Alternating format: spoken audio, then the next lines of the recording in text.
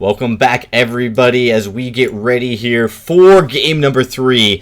And of course, things taking a little bit longer than anticipated. We did have to restart the stream. We really appreciate everyone's patience here as we get everything back up and running to try to sort out what exactly is going on from a technical side. We don't want to have any issues for people watching the stream. You guys obviously want to see these matches, and so we apologize for those delays. We apologize for the lag. Hopefully, one of the two platforms we're streaming on right now will be able to bring you guys a lagless experience so that we can, of course, show you guys these team fights as they were intended to be. And they've been exciting. So, Tasty Bacon and Dowsey, we've gotten to see these. You guys got to see them, of course, lag-free, and it looked fantastic. So let's talk a little bit about what you guys saw and what these two teams need to do to win this series. Tasty, starting with you. We saw what TSM was able to do last game, but it was kind of risky. They almost lost that game. I would argue that Hammers was very close to taking that game completely over control, maybe a few missteps. Really, what turned it for Team Solo Mid?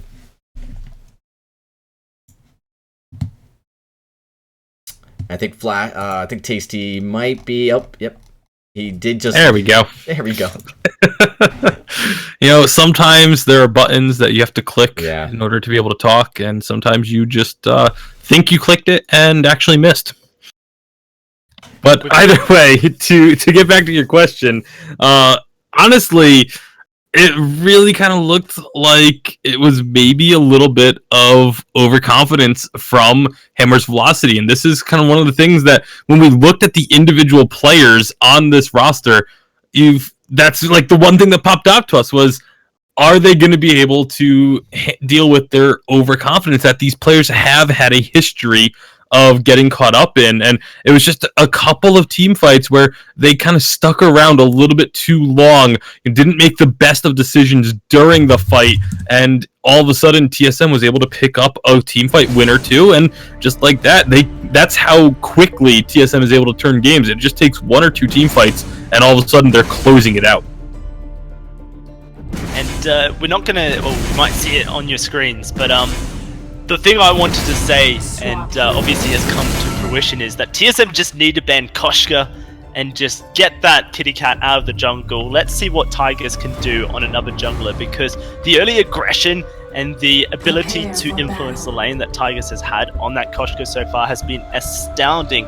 Hammer's Velocity were ahead in Game 2 for the longest of time before TSM were able to capitalize on some mistakes in the mid stage of the game. So without that Koshka, I really want to see what Tigers can do and if you can have the same influence as before.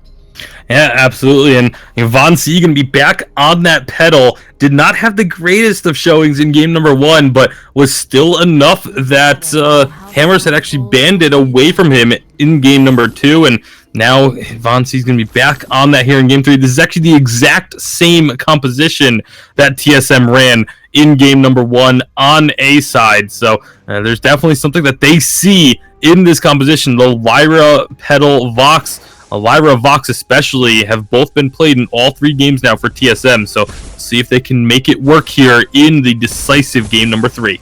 And this is it. Decisive game number 3. Winner moves on, loser goes home. Can TSM maintain their top dog spot in NA, or is Hammer's Velocity back to try and settle the score? Look at both of these teams. Passive starts this time. No one wants to fight over that Elder Tree, and no one wants to give the first kill over to their opponent because they know how important this game is. Yeah, and very interesting to me, the start from TSM. They came out extremely aggressive in both Game 1 and 2, but here in Game 3, they actually started much more passively. They did not go for that early level 1 team fight rush. They just slowly cleared out the jungle, still kept all 3 members in the jungle, which gave that slight early advantage to starting all over in the lane, but Best Truck NA has been able to get back in the lane and catch up on CS, so it won't be actually much of a difference. But now, down in the jungle, it is going to be Tigers looking for that kill onto Von C. The Vanguard comes through. He will get the speed. But Lyra there with the Sigil may just be enough to get Von C out of this. No! Afterburn comes through. And first blood is T-Tigers. Hammer's going to start things off right. But maybe they left Chicken 1, 2, 3 behind. Should just be able to get away from this Vox. In fact, they could look to turn it straight onto him as Achilles' shot going to slow him down, but not quite able to get any more end Flash X here. I don't know about this. Starting up the Treant, it's a risky call, and he will actually just find the kill onto T-Tigers. Never mind. TSM know what they're up to. They know what they're doing here, and they're going to be walking away with that 1-for-1 trade. And not only does Flash X get the kill onto Glaive, also picks up the Treant there. So very nicely done by the captain of Team Solo Mid.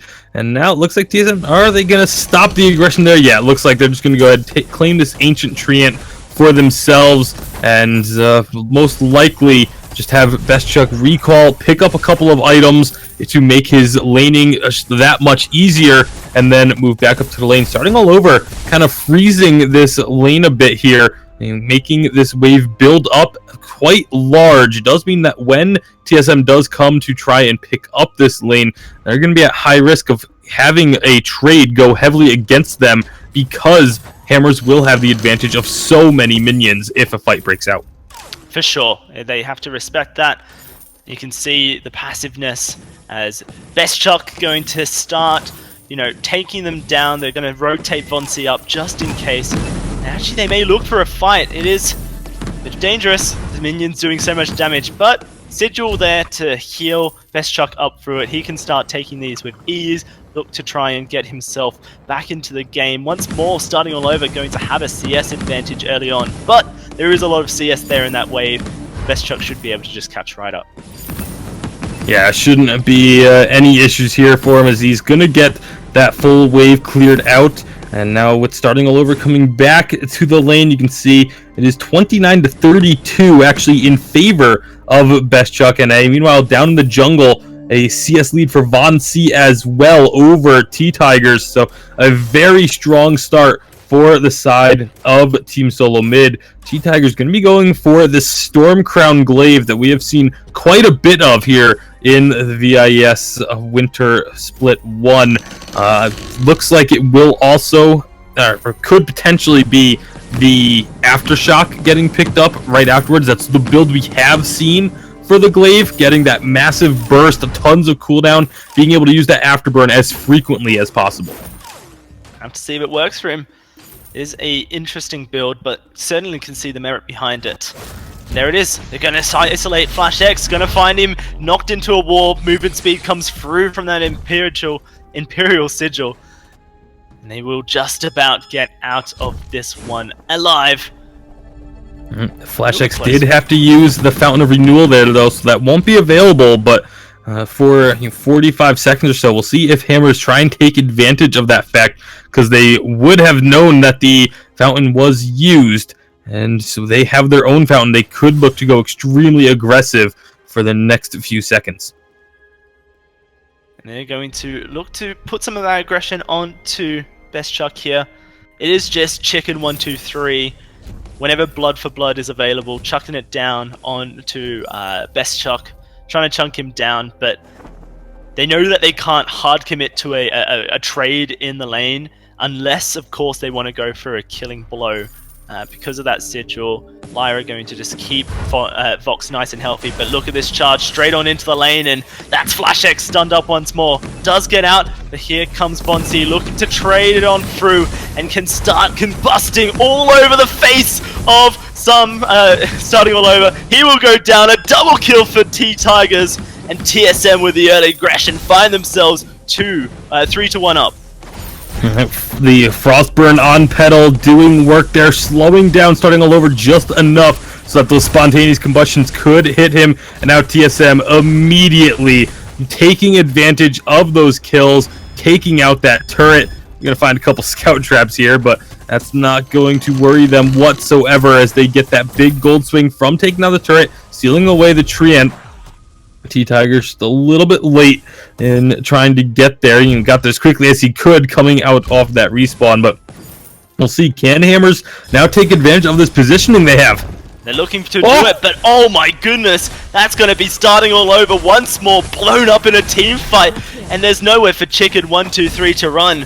This is a disastrous start for Hammer's Velocity. We've seen them play from ahead, but we haven't actually witnessed them play from behind yet in this series. And currently they are behind 3,000 gold to TSM. Yeah, and it's part of it is going to be Hammers having to try and play from behind, but part of it is also getting to see TSM play with a lead.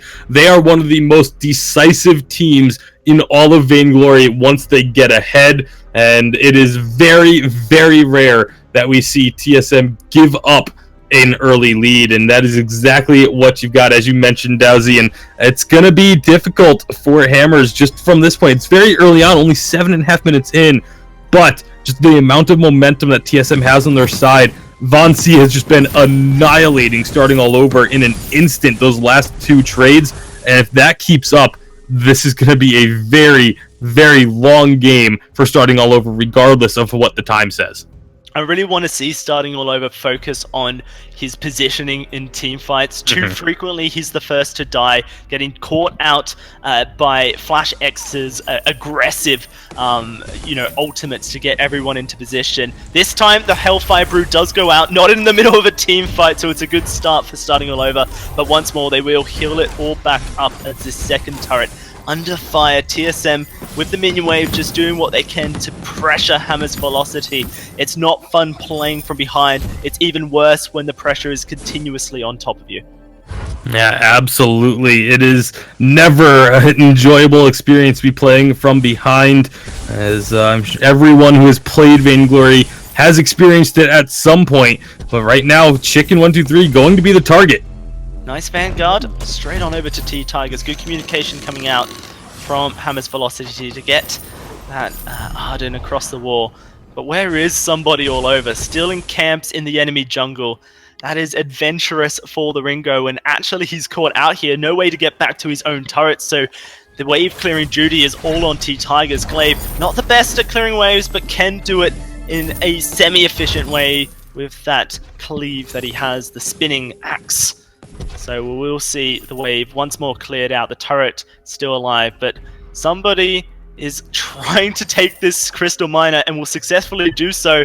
TSM have spotted it and they're looking to try and shut him down in the jungle. He's going to force a recall, but it's not going to come to fruition. Fonzie going to punish that one. He is unbeatable. Yeah, starting all over did make the best of a bad situation, though. As you mentioned, got isolated on the enemy side of the map, knew he couldn't rotate back in to join his team without getting caught out, so he just took the entire enemy jungle. The amount of gold he got out of the enemy jungle, especially because he took out the crystal miner, is far more than what TSM were able to get from killing him. However, picking up that decent gold payout and now stealing away the Hammer's jungle means that overall it is still a gold advantage and an advantageous situation for Team Solo Mid, but starting all over did get a lot of gold out of that, was able to finish off his breaking point. So getting that second item, very important, keeps him even relatively with Best Chuck as far as the items are concerned, but as a whole, Hammer's velocity are still very deep in the hole.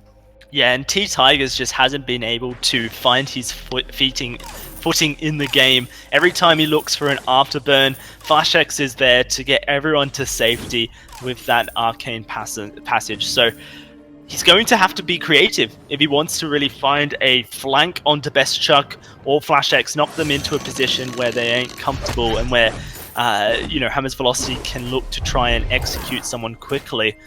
They're not too far behind Hammer's velocity. It is 3,000 gold, and the longer this game goes on, the less gold advantages mean. But TSM currently setting the tempo, and look at what Best Chuck is doing. Freezing that lane in his turret. In fact, it's not frozen. It's pushing towards his turret here. It means that they're starving the gold for Hammer's velocity. Starting all over, falling further and further behind this Vox, and really, what needs to happen is Hammer's velocity force a team fight, but they don't want to. Yeah, you've got Vonsi sitting up in this top brush. Now he's going to be spotted there, but just sitting there to make sure that if Hammers did try to come and break that freeze that Best Chuck had going, that he would be able to turn the fight around immediately. And it's just the way that TSM plays is so methodical. Like, they are just, when they get a lead, it feels like they're just always one step ahead. But right now, here comes Hammers. Yeah, straight on to Best Chuck, but he's taking so much damage and he's going to have to run away. It's looking good for TSM as they're going to turn back on The best Chuck does go low, doesn't matter. Von C has the damage and he's gonna find a first, a second to Von C, and now looking for the triple. Chicken trying to get out of here, but 1, 2, 3, triple kill goes over to Von C and the ace for TSM. And Team Solo Mid, when they have a lead, it may not be the largest lead in terms of numbers for the gold, but it never seems to matter. This is the way that they look to close out games. It's a very slow pace early on for the most part. We've seen it so many times where there aren't many kills. They don't really go for a ton of kills early on. They're just all about just steadily and slowly building up their gold lead. And then when a team fight happens, they just have the advantages. They have the tools, as we might be getting another one here as they try and take the gold miner. Yeah, TSM looking just to push their advantage as much as possible. Does look like Hammer's Velocity may want to try and charge down the lane and get some damage onto their turret, but it's a fool's errand as they're looking to try and fight here. TSM looking a little bit low, but getting healed up. Not enough. They've found Best Chuck and they've stunned up Von C. Can they get onto the pedal here, or will they just go for everyone? It's looking like an ace for Hammer's Velocity, and they turn it around. How did they do that? Starting all over says, I see your triple kill and I match with one of my own.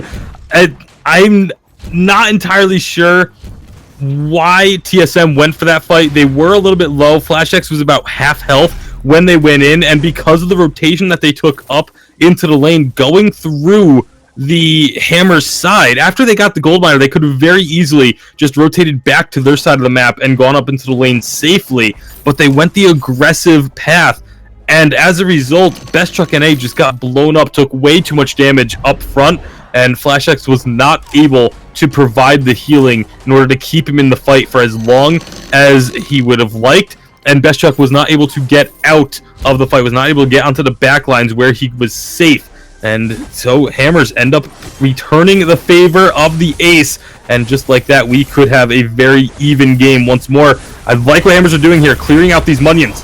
Oh, what a gauntlet coming out of Chicken 1, 2, 3. Best Chuck gets annihilated, and now FlashX on the retreat, as it is going to be starting all over, slowing him down.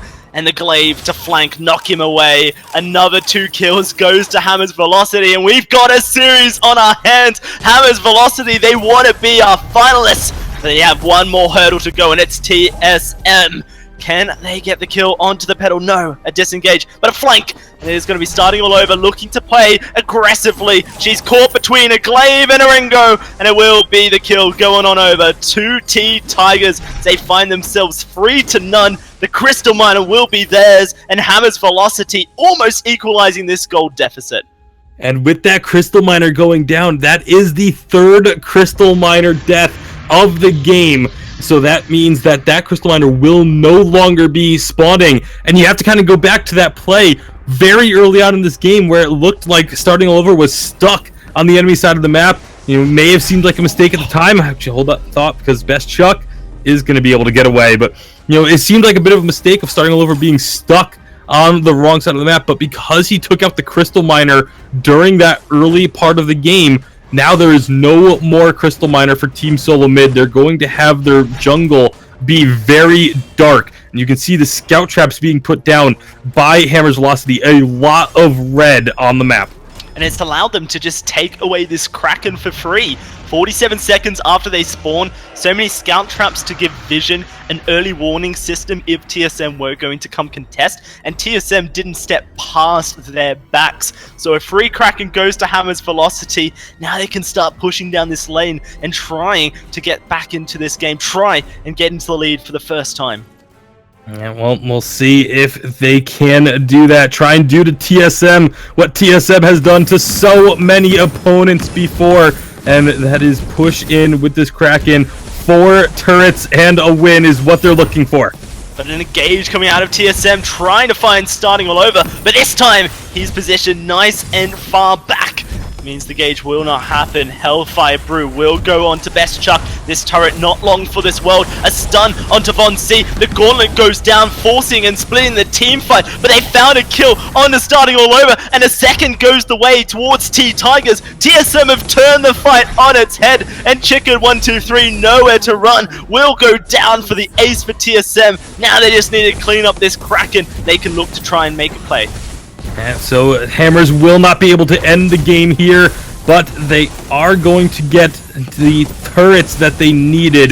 The base will be open as that final turret does fall to the Kraken before TSM can finish it off, but TSM's ability to stay alive in the fights when they know the fight is coming is absolutely massive. Having the heal from Lyra, the Fountain of Renewal, the reflex blocks being used at almost perfect times in order to prevent themselves getting locked down is absolutely clutch. And now we see TSM with a chance to clear out some of these scout traps that Hammers have put down. They're not going to be able to get all of them just yet, but 17, almost 18 minutes into this game, we are very rapidly approaching the point where one team fight can end it. Hammer's Velocity going to start to regroup here. Like you said, they've broken the base of TSM, but have they broken the backs? TSM, still a formidable opponent, and looking to make sure that they position correctly, don't get caught out by that afterburn or a well-placed gauntlet. Look at this sneaky play though, coming out of Hammer's Velocity. They've caught out Flash X. The gauntlet goes down, and Huck is going to fall first. They need to get onto this pedal. Reflex block to get out, but it's not enough. 2 kills go to Hammer's Velocity, and Flash X, a lonely Lyra, as he starts his retreat towards the enemy base. And he's going to get chunked down here. Atlas Pauldron will slow down the inevitable death, but an ace will come through, and he's going to just get through the turret. We'll get finished off. A bit of support or combat to save the day if that Sigil can just stop healing him. There it is. Ace comes through for Hammer's Velocity. This is the real question. Can they take the base? They've started it up. Recall spawns coming forward. Best Chuck about to enter the map once more. The Halcyon Fold to feel the presence of this box. First turret of the Vein Crystal will fall. The retreat will be there for this Hammer's Velocity. No, they want to finish. They want it now. They want to book their ticket to the finals, and they're going to start battering down this Vein Crystal. They've got it. They've done it. That's Hammer's Velocity taking down TSM 2-1, and they are our first finalists of the VISPRO Winter Split. What a game to finish off this incredible series. Hammer's Velocity having their backs against the wall. It's so easy to go down 2 games in a row after TSM picks up that first win, and they very nearly did. It looked like TSM was going to be able to roll all over Hammers in this third and final game, but the resiliency of Hammers shows through. You look at the KDAs starting all over 5 and 6. Chicken 1, 2, 3, 2 and 3. T Tigers 3 and 4. Not a single positive score line. They were down 13-10 in kills, but that doesn't matter because at the end of the day, they were the ones that destroyed the crystal and pick up the victory, punching their ticket to the finals. What a phenomenal performance from Hammers.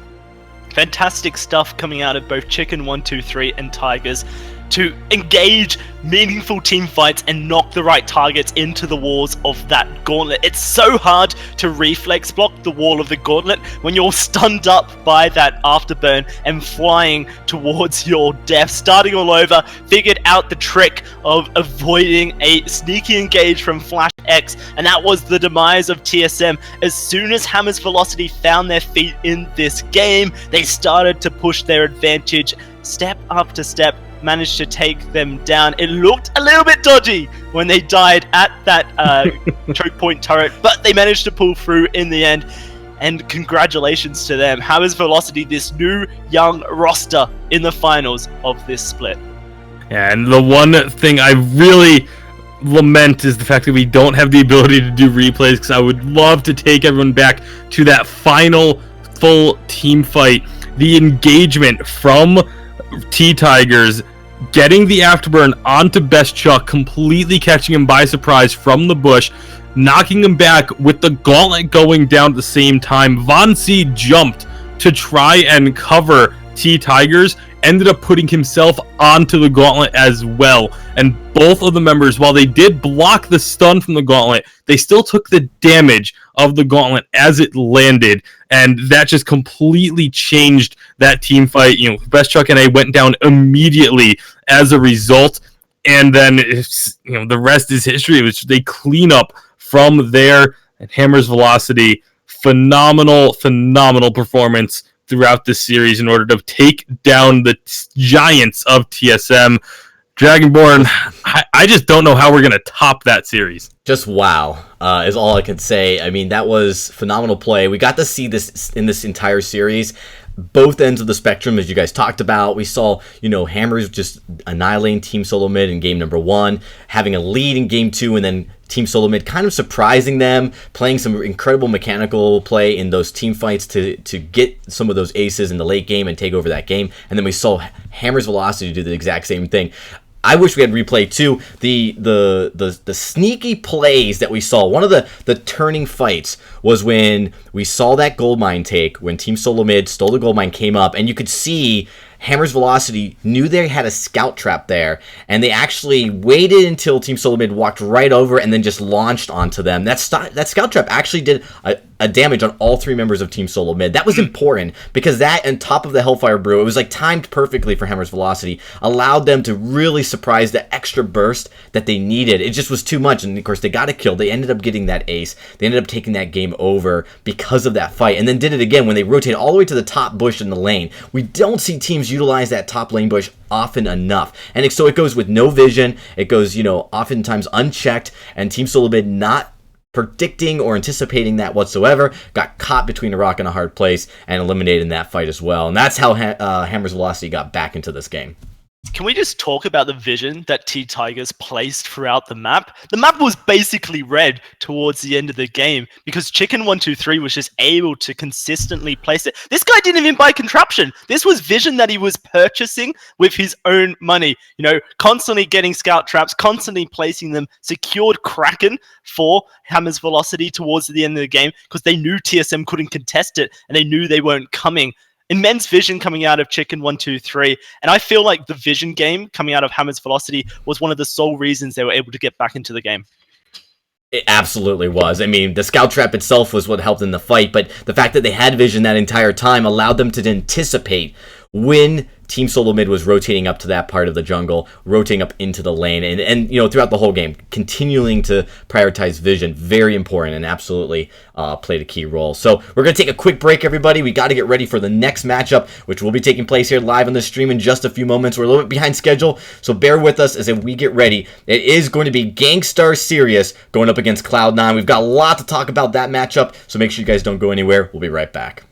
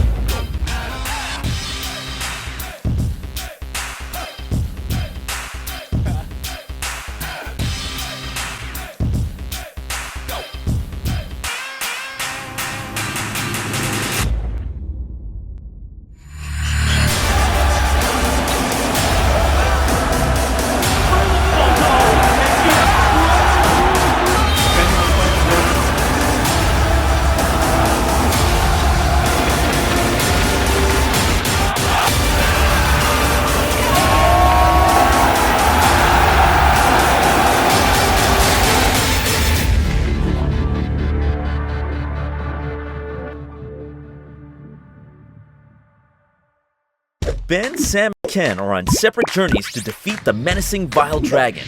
But let's just say luck isn't on their side. If only there was a way for them to find each other and band together. Well, that's why there's Band. It's a mobile app that allows people to come together using common interests. With Band, you can find fellow gamers, chat, schedule gaming sessions, and conduct polls. Stage epic battles with friends while sharing videos and photos along the way. So try Band today. Band. Be together.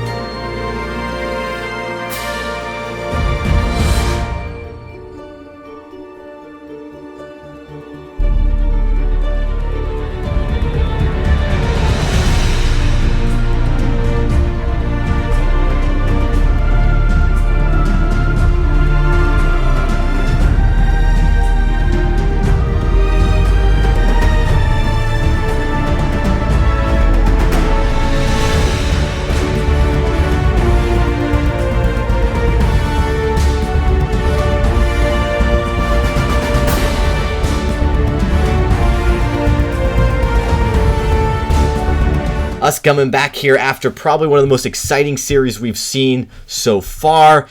That was really something. Of course, I am Dragonborn, coming to you guys from VIS, the VIS desk, bringing you guys VISPRO as we finish off our Split 1 winter season here in the semifinals. I'm joined by Tasty Bacon and our new caster debuting tonight for Vainglory. It's Dowsey. Dowsey and Tasty, you guys witnessed something that was truly remarkable. I mean, Team Solo Mid obviously playing some phenomenal games, coming in here about as serious as you can, but getting matched up toe-to-toe with a very hungry roster.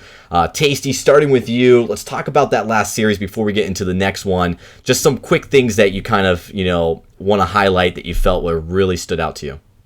I think the biggest thing that to take away from that series is that this new Hammer's Velocity roster has come to play. They are performing, I think, far better than we would have expected them to do, just from the fact that they are a brand new roster. Like, these guys have not played together on a team for terribly long as a group, and just coming out and being able to take down Team Solo Mid, I think that is just a major notch that you can etch into your belt. Of course, they're still going to want to be able to take home the entire championships here at VISPRO, but that's going to have to wait for the winner of this game, or this series that's going to be coming up. But, going back to Hammer's Velocity, I just cannot stress how impressed I have been with the way that they've been playing. Yeah, certainly. I think most people coming into this matchup would have had TSM listed as their favorites, considering TSM is just off the back of that second place at the World Championship, where they took down the old Hammer's Velocity in the semifinals and consistently have done so in playoff stages when it matters. And this is a new Hammer's Velocity. Whilst they may be sitting under the banner, and the banner brings all that, rivalry that we love in Vainglory, it's a new hungry roster wanting their chance at coming into the scene and wanting to be respected by their opponents. And this is the first real tournament of the year. So this is where you get to, stamp your card and say, hey guys, you know what? You respect me now. And Hammer's Velocity did just that. A 2-1 victory for them, and they were ahead in 2 of the games out of 3. And they came back from a massive deficit in the game that mattered the most, the equalized game, the decider of matches. So I'm really impressed by this Hammer's Velocity. I'm really excited to see what they can do in the finals, but we haven't even got to that yet. We've still got one more series to go. Exactly, yeah. And we're going to go right into that series, start talking about it as we get ready for the draft. Of course, it is probably one of the most talked about matchups because of who it is against who. As we look at it, of course, it is going to be Gangstar Sirius versus Cloud9, but the real story here are the rosters, the changes that happened during the offseason. And I want to go pivot right to Tasty to talk about what you kind of expect to see here, you and Dalsey. This is probably equally a good chance of being as an exciting matchup as what we just witnessed. Yeah, I mean, the roster shuffle in North America is kind of been the talking point of this offseason that is currently still in progress. There still is room for a couple of changes, but I think a lot of the teams have now gotten their rosters locked in, and some announcements have been coming out. Congratulations to Miko Lundelphi and Cole Meek, by the way, getting that announcement out today of signing under the brand of Echo Fox, but they were defeated in their last effort against or by this Cloud9 team that will be playing here today. Cloud9 with a new look roster, Gangstars also a new look roster. Of course, the big talking points for Gangstars, Iraqi Zoro coming back from Europe to play on this Gangstars squad due to the teams having to shrink down to one team per organization. So Iraqi Zoro comes back across the pond over to North America, but then Xenotech joining Gangstars once again is the really big talk of Gangstars. I feel Xenotech has been around the block, has played for so many teams, but has just had trouble finding that one team that fully meshes and clicks with him. He's gotten to the live championships, but has never really been able to have the level of success that he is looking for and hoping that this Gangstar squad will be able to provide that. Then if you look towards the other side, it's Cloud9 with this brand new dream team roster of old school Joseph and Gabe Vizzle. And, without sounding too sketchy, Cloud9 playing a bit of, steal your girl here, old school coming over from Gangstar Sirius. Gabe Vizzle used to be a roam for Gangstar Sirius back in the day. And actually, it was probably the days when Gabe Vizzle had the most success as a roam before he went over to Hammers and, played in that jungle position. He's going to bring so much experience to old school and Joseph. And if you guys remember really far back, they used to play together under Phoenix Rain, and everyone was going, whoa, these newcomers, these rookies, these youngsters playing only after a small period of time of getting to know each other and coming second in the NA championship. Now they're back and they've got the veterinarianship of Gabe Vizzle, a bit more older, a bit more mature, will be shot calling for Cloud9. And it's kind of, just starting up those cogs in your brain. Can people actually shut down the pure talent, the strategics of this Cloud9 team? Or are they just here to, dominate the entire scene? And the one final talking point that I feel like needs to be touched on here is also, you mentioned kind of the old school coming from Gangstars and Gabe Vizzle having been there. When Gabe Vizzle was on Gangstars, that was the all-star lineup of Iraqi Zoro, Cole the Meek, and Gabe Vizzle playing together. The VIPLs, where they were able to find great success over in Korea, even taking home first place over there in one of them, and constantly finishing top 3 in pretty much every tournament that they entered. And so now Iraqi Zoro and Gabe Vizzle going to be going head to head. That's going to be a really fun sort of dynamic to keep our eyes on as well. Absolutely. I mean, we've talked about the successes. I mean, there's just an incredible resume across both these rosters. Really, all the rosters that have played today, really a lot of talent. Even T Tigers was the winner of the very first autumn final that first took place in Santa Ana. So, we're really seeing the cream of the crop, the best players come out tonight, but a lot of changes. So really the synergy is the biggest part. We're talking about team fight mechanics. So to see Hammer's Velocity play so well is kind of startling, if you ask me, because they've really been together the least longest. I mean, Cloud9 has old chemistry to kind of build off of, although from other metas past. And Gangster Sirius, I mean, Iraqi and Rekt played in VIPL together back when Fuji was on that team. So, there's a little bit of of things that we have to look at as the season unfolds. Of course, I think the thing that really changes everything is how the meta's really shifted, how 2.0 and 2.1 have really pushed that along and challenged, I think, some of the maybe older convention of playing Vainglory. These younger, more hungry teams seem to be doing well so far. Yeah, they have been having some incredible success across the board for the most part, and obviously going to be looking to continue that here. We do have the draft going on currently in the chat. For those of you who may be tuning in to the VIS for the first time here this season, we are using a brand new draft format.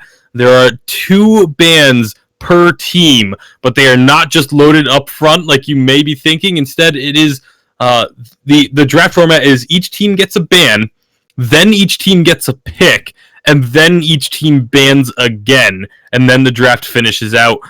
Because we don't have the capabilities of doing this in-game, the draft is done in the in-game chat, and then we will be showing you the visual representation of the draft as soon as it is finished before we load it into the game.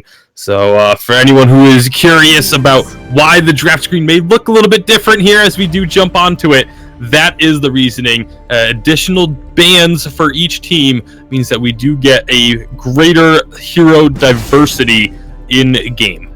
Yep, so let's talk about these bans. Vox Lyra are banned out. It was actually Lance Lyra, the first rotation of bans. They picked up Ringo first for Gangstars, and then Adagio was the pickup for Cloud9. Then Vox Pedal comes out as a ban, and then we get the rest of the picks coming out for both these teams. Samuel, Ringo for Gangstars, Finn, and Cruel coming out for Cloud9. So some really exciting team compositions, and a bit of a mixture of some stuff we haven't seen yet. Yeah, a lot of things coming out with Krull. I think this may be the first time that we have seen Krull here this season of VIS, and I am absolutely excited. It is my favorite hero in the game, and I love Joseph. This is a player that has made a name for himself on this Krull, and looking forward to seeing what he's going to be able to do against the Samuel, Ringo, and Catherine. We are here, though, on to the House we unfold for the second semi-final of the VIS Pro Winter 2017 split. Cloud9 up against Gangstar Sirius to try and lock themselves into the finals tomorrow against Hammer's Velocity. What an exciting matchup for both these teams, and a lot on the line, a lot to prove as well. Absolutely, and well, we are underway. The Finn going to be played by Gabe Vizzle. This is another pick that we haven't seen a whole lot of thanks to his nerfs on patch 2.1 to the ultimate, but a very aggressive early start here from the side of Gangstars. They take the mid treant and then immediately go for the ancient treant. Looks like Cloud9, they have no interest in this. Gabe Vizzle is actually just hanging out in this forward tri-brush. Very curious to me. He's not getting any passive gold as a result of this start. Yeah, but what he is doing is denying Gangstars from even entering into the jungle. No one wants to cross over the line of a Finn. You know, he has so much CC. The Polite Company gives him that fortified health as well. And it just makes him such a hard target to fight, especially in these early sides of the game. So, really, great stuff from Gabe Vizzle, just making sure that Joseph can, you know, start off right on the Cruel. And, you know, this is one of Joseph's signature champs. He's known as one of the best Cruels in the world. Yeah, absolutely. You touched on that as we were loading in the fact that this is one of the heroes that he made a name for himself with. And it's one of the reasons why I am so excited about seeing it come out here. I want to see what the build path is going to be. Traditionally, we've seen a lot of the full tank crawl with just a breaking point. I feel like that's not going to be the case anymore because of the way breaking point has changed. Something that makes me very happy. I always despised that build with a passion. But anyone that has seen games of me casting while there's been crawls in it will know that for a fact. But we'll see what I Love Joseph does pull out here. I do like that Joseph actually has some scout traps in his inventory, so going to be helping out with the vision for taking a little bit of that burden off of Gabe Vizzle. Yeah, it kind of says to me here that Cloud9 are in it for the long haul. They're looking to just make sure that they set up right. Joseph even just holding the lane there for Old School gets a bit of a heal for his effort. Means he can go back to jungling nice and healthy. But right now, it's some, really slow-paced gameplay coming out of Cloud9 and Gangstars here, as I feel like they want to try and scale up a little bit more. Ringo not going to do as much damage early on. Xenotech waiting until he hits that, Frostburn site before they really look for an engagement. And Gabe Vizzle's really going to become unlocked as soon as Forced Accord is unlocked. And I wonder if this may be a little bit of a mistake by Gangstars to be playing so passively. Kroll, as everyone knows, like the fact that Kroll is very weak, if you engage onto him early on, still holds true. It's if Kroll is the one making the more aggressive moves and trying to find the fight on his opponents, that's when Kroll can really shine in the early game. But if you go aggressive onto him, you can really shut down the Kroll extremely hard. And I'm a little bit wary of the fact that Gangsters have not tried to go for that. I know that they want to scale up themselves into the late game, but if you can shut down the Kroll, you make that pick almost useless for the entire game. Wow, Cloud9 so confident, push a massive wave into the turret, so it forces Araki Zoro to be committed to try and clearing out that wave, and then they go and steal that Treant away from Xenotech as well. There's a gold deficit already in the lane, as Araki Zoro has fallen about 10 CS at this early stage. And so right now Cloud9 have got everything they want. They've got that scaling pick of the Kroll, who's going to become a monster in the late game, buffed up by Old School's Adagio, one of his signature champions as well. It's Cloud9's game, and it really needs this tempo to be broken by Gangstars, or else they're going to find themselves hitting up against the train. Yeah, there's so many times we've seen Old School with this Adagio just get scaled up to a point where the enemy will just be trying to farm a minion wave, and Old School just comes flying up out of the jungle, activates the boots, and just kills them outright in an instant by himself in a one-on-one situation. So Araki Zoro is going to have to be very wary of that the later this game goes on, as all of Gangstars are really going to have to be. But like you said, the pace of this game, you got to figure, really favors Cloud9 at the moment. Certainly does, and they're keeping control of the map, clearing out the vision as they make their way to the shop to buy up here. That's the fountain completed now for the Finn. Gabe Vizzle able to heal his team, and alternating current as well there for Old School. So this is the moment where Cloud9 going to feel a little bit more confident about picking fights with Gangstars, but realistically they don't even have to. If they can continue this slow pace, this tempo that they've got for themselves for the next 5 minutes, they're going to find themselves miles in the lead. So we need to take a moment to take a look at Araki Zoro's items. First item, Poison Shiv. He knows exactly what he is up against here. The healing of Old School, Fountain coming out from Gabe Vizzle, and of course the lifesteal from I Love Joseph. Extremely smart adaptation to rush that Poison Shiv on the Ringo to try and apply the mortal wounds onto really anyone on the side of Cloud9, but big engage. And that is going to be Araki Zoro, caught on out. Polite Company pulls him back, and he will be going down to Joseph for the first blood of that game. From Hell's Heart throws that sword, and there's nothing Gangstars can do about it. No early reflex blocks means that this game has started to swing towards Cloud9. They've got themselves 1,200 in the bank. They can do whatever they want with it. Yeah, you can't apply that mortal wounds from the Poison Shiv when you're stunned up. Beautiful ultimate from I Love Joseph in order to secure that first blood bonus for Cloud9, and immediately just gonna rotate on through, steal away just a little bit of the jungle. It's very kind of become the standard now. If you win a trade in the lane, you immediately go down, steal your opponent's treant, steal their shops, and then just go back to your side of the map and play it very safe. Because of those crystal miners, you really don't see the deep jungle invades that we used to have back before patch 2.0.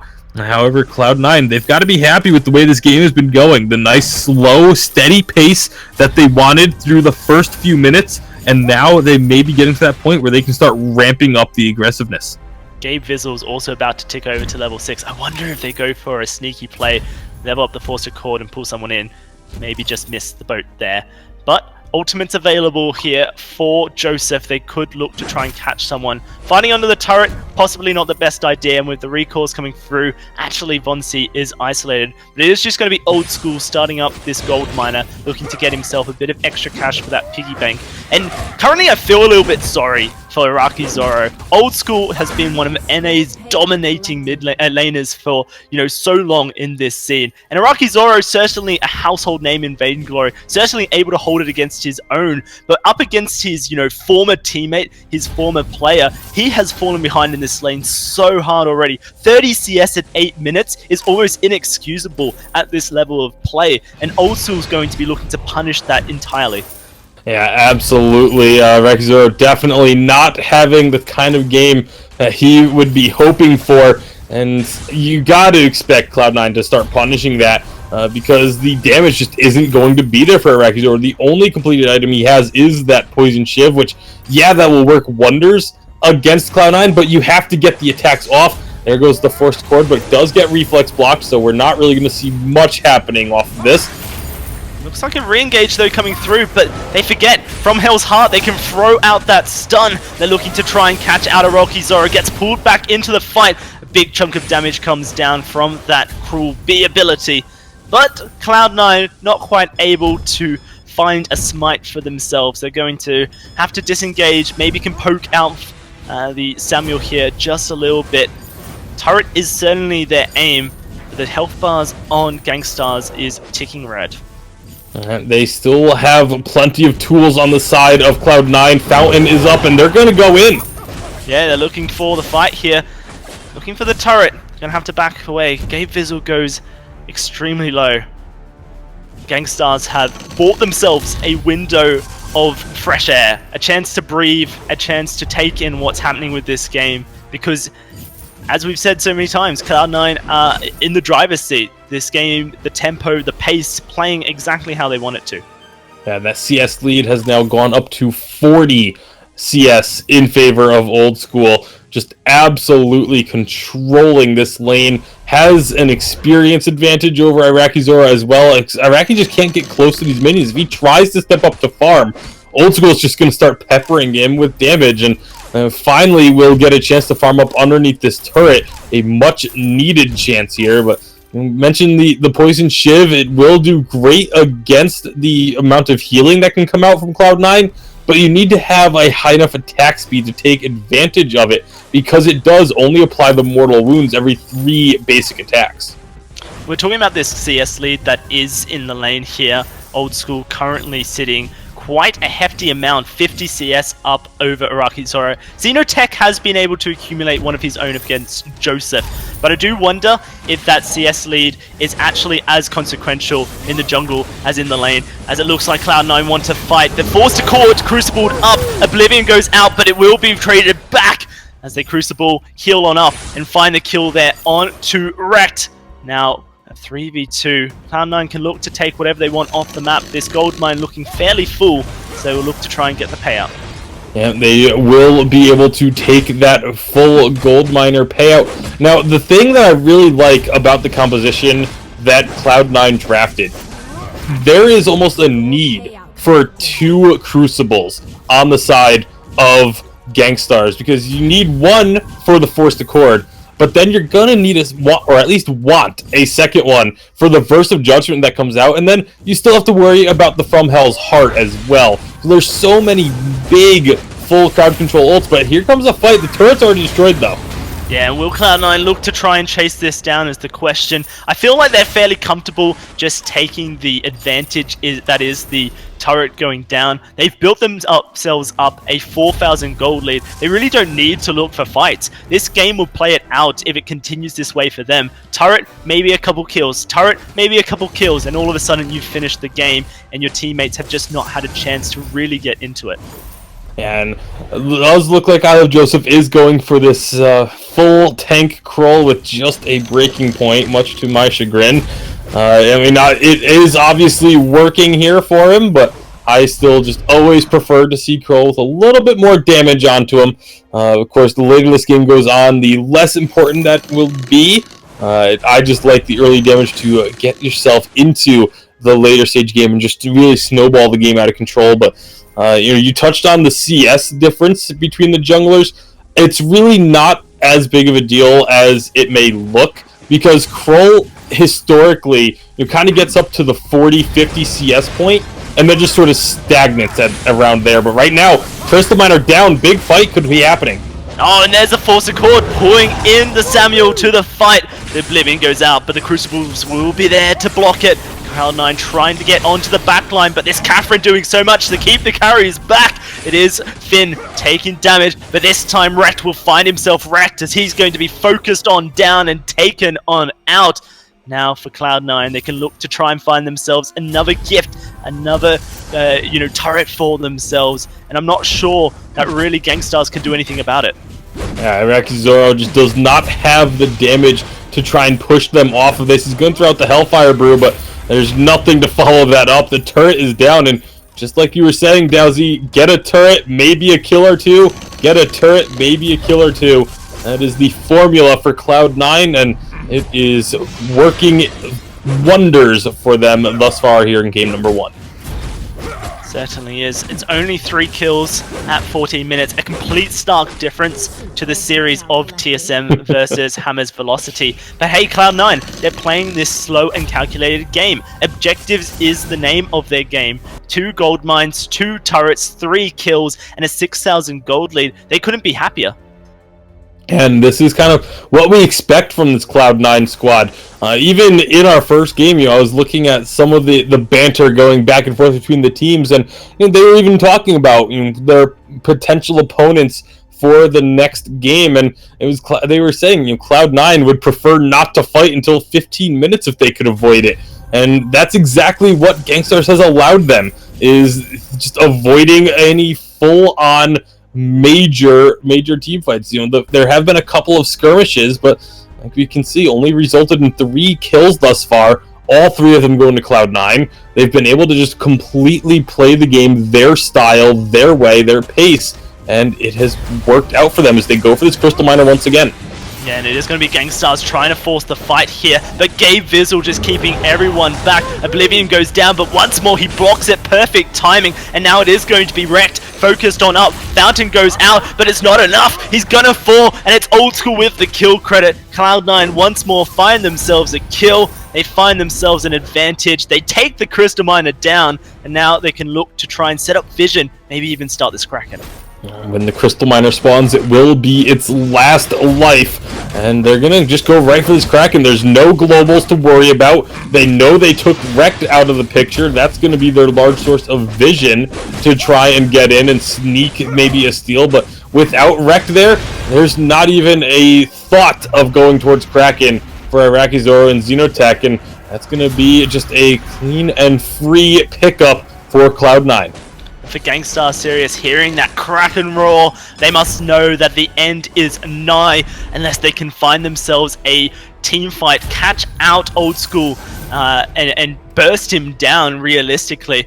Not that they have much burst. Let's talk about that. Malice and Verdict and, the Ringo, it's a lot of sustained damage over time damage. And it means that they're finding trouble to actually get through. But they're going to go for something a little bit different. It's not going to work because From Hell's Heart is going to be Ringo caught out. And this time he will be smitten as long as Joseph can get on top of him. Actually able to get through it and survive. But Catherine not going to have the same fate. This turret, the anchor will fall, and now the base is wide open for Gangstars. Cloud9 at just 17 minutes looking to finish this one up in such a calm and calculated way. They didn't let Gangstars into this game. They're certainly not going to allow them to get in now. The second turret under fire. Old School looking to take down this Samuel. He may just find himself falling, but no, they're going to turn on, make sure they come out with a clean, flawless 5-0 as the Vayne will drop and Cloud9 take game 1 of this semi-final. A perfect game to kick off this second semi-final from Cloud9. 0 deaths, 0 turrets lost, 0 gold miners given up, 0 crystal miners lost, and that is just absolutely flawless. There wasn't a single ace in this game. 5 kills to 0, maybe the lowest scoring game of Vainglory I have ever seen. But Cloud9 just looked so confident all the way throughout. Look at the gold difference on this final screen. Old School has 10,000 gold. The highest gold earner on Gangstars was Iraqi Zoro with almost half of that total. Yes, certainly. That is just unbelievable. The CS difference between Old School and Iraqi Zoro, 70 CS, it's a lot. When you get to that 17 mark, it's, thousands and thousands of gold when you make it that far. And Iraqi Zoro is going to have to consider what he can do to get back into this game. We've seen Iraqi picking up the Baron in previous games in this tournament. Maybe a little bit controversial, as Baron hasn't, I don't feel like, been truly accepted into the meta yet. But maybe that's what Iraqi Zoro needs to change things up. Go for a more late game focused hero so that he can, try and survive when we do hit these 17, 20 minute marks. But if Cloud9 get to continuously play this slow, passive play, almost like water on a rock, continuously just chipping it away year after year until there's no rock anymore, well, that rock might be Gangstars if they can't change their act. Yeah, something has definitely got to give. I mean, I do want to emphasize, Iraqi Zoro is a world-class player. He is known as being one of the best laners in the world when it comes to CS numbers, and Old School just made him look like an amateur in that game. It was absolutely just unreal the way Old School is able to control that lane. Iraqi Zoro definitely needs to have a drastically better game number 2 if Gangstars is going to have any chance of turning this series around. What did Gangstars ban? Lance and Vox against Cloud9, and Lyra and Petal was banned by Cloud9. Lyra, bit of a target towards Rekt, I believe. So I feel like Gangstars may need to consider possibly taking away that Cruel. Can't let Joseph get it. He's so good at controlling the tempo of the game. Old School in this Adagio has been flawless so far. And Gabe Fizzle bringing back this Finn into the meta because he wants to, and he's done phenomenal stuff. And you know what the thing I like about Gabe Fizzle the most? He's constantly blocking damage, making sure that the Malice and Verdicts from Xenotech wouldn't hit a main target, and he never takes a kill away, constantly finishes his game on a flawless 0-0, whatever many assists, because he's that kind of roam, just letting these youngsters do their thing. Cloud9 set up perfectly as they take this first game.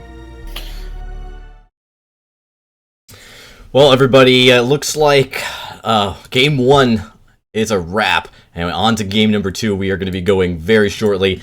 So far, very exciting. You guys were talking about all those key points. Really, just the consistent, more conservative, relaxed, and slow pace that Cloud9 brought to this. This is the first time we've seen a carry Adagio and a Cruel play tonight. And we actually didn't see Adagio carry played at all, except for Cloud9 on Old School playing it in Tuesday's matchup. So, they seem to have their own little meta that they have created here in 2.1. It's not really been copied or emulated by anyone just yet. I mean, Cruel did get some buffs, so we've heard about Cruel being a little bit stronger, but you had to get to that late game to really see it pay off. But the big difference here was just I love Joseph on that Cruel. It's one of his signature heroes that he's been known in the past, a long time ago, to play extensively, to be one of the best Cruels in the world. So, now that you start to see him play Cruel again, you got to really watch out. These teams got to pay attention to that kind of power spike that he's going to bring to late game. We are going to take a quick break, everybody, but after these quick short words from our sponsors, we'll be back here for game number 2, so you guys aren't going to want to miss this. This one's going down to the wire as well. We'll see you in just a few moments for game number 2.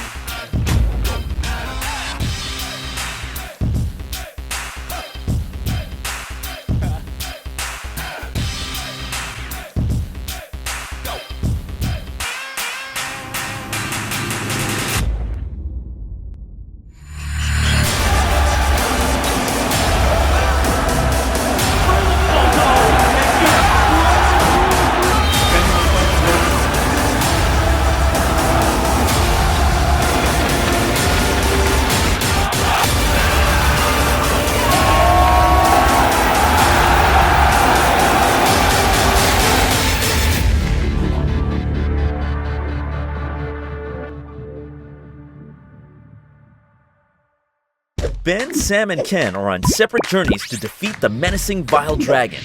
But let's just say luck isn't on their side. If only there was a way for them to find each other and band together. Well, that's why there's Band. It's a mobile app that allows people to come together using common interests. With Band, you can find fellow gamers, chat, schedule gaming sessions, and conduct polls. Stage epic battles with friends while sharing videos and photos along the way. So try Band today. Band. Be together.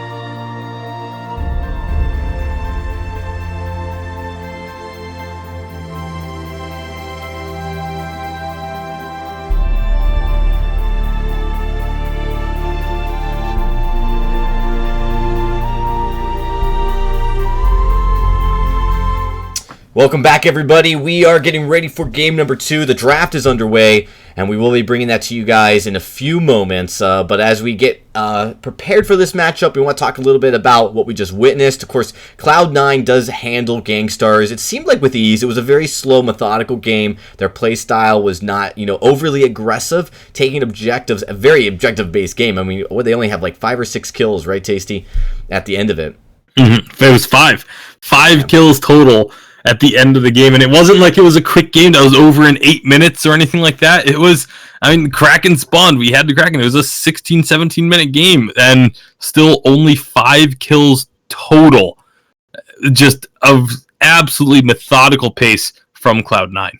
So Dowsey, taking a look at that matchup and how it was played, what kind of stood out to you? What can Gangsters maybe, exploit, or what does Cloud9, kind of have going for them with that? So I think Cloud9 always wanted to play a slow-paced style where they wanted to build up their advantages as much as possible and deny Gangstars really getting a foot into the ground. Tonight, we've seen a lot of early game aggression in our TSM and Hammer's Velocity matchup. Maybe that's what I want to see from Gangstars. Maybe we lock in a Koshka and see if we can't just try and push our advantage as much as possible. Try and, force Old School into a position where maybe he's not getting 70 CS above our laner. Instead, he's more even or even behind our laner. Gangstars need to have a bit more deliberance in what they're doing, or else they're going to find themselves playing Cloud9's draft once more, and that's probably not really where they want to be. Yeah, and as the draft kind of unfolds here, and we're really not able to see it quite, clearly because it is happening to the side right now. We will be seeing it in a few moments, but it's something that you have to imagine Gangsters needs to kind of focus on. Maybe make sure they start on a good foot with the 2 bans per team that comes out. You get a little bit more leverage to dictate how the team compositions will look a little bit more so than normal. We are only talking about 30-some heroes in Vainglory, and, so for having 4 bans, that's a decent percentage right off the bat, especially considering the meta play can be very specific. But then, this opens up the meta play, right? We did see a lot of Baron last series 2 days ago, and Dowsey, I think you and Tasty were talking just about that, right? Like, is this where Iraqi needs to bring out the Baron for that late game if the draft dictates it, like we see with another Cruel? I mean, the Baron play could definitely be something that maybe Gangsters have to look for. I just really want to see Gangsters be a lot more aggressive. We know going in that Cloud9 wants to play this passive, very slow-paced style, and if you play into their style, they're going to be perfectly happy. You have to try and do something to get them uncomfortable, to make them have to react to what you're doing, especially with the Krull. I talked about it very briefly at the start of that game. If you are the one engaging on the Krull early game, that's when Krull has some serious difficulties, but there was no attempts whatsoever to try and disrupt the Krull in the early game. Once you start falling behind in the lane like that, that's when you need to kind of, you're not going to come back from it. Like, that's Old School is a lane that you are not going to be able to just suddenly turn the lane around on if you don't try and make an aggressive play somewhere on the map, even if it's not necessarily in the enemy jungle. Like, there were no attempts to try and shut down Old School in the lane.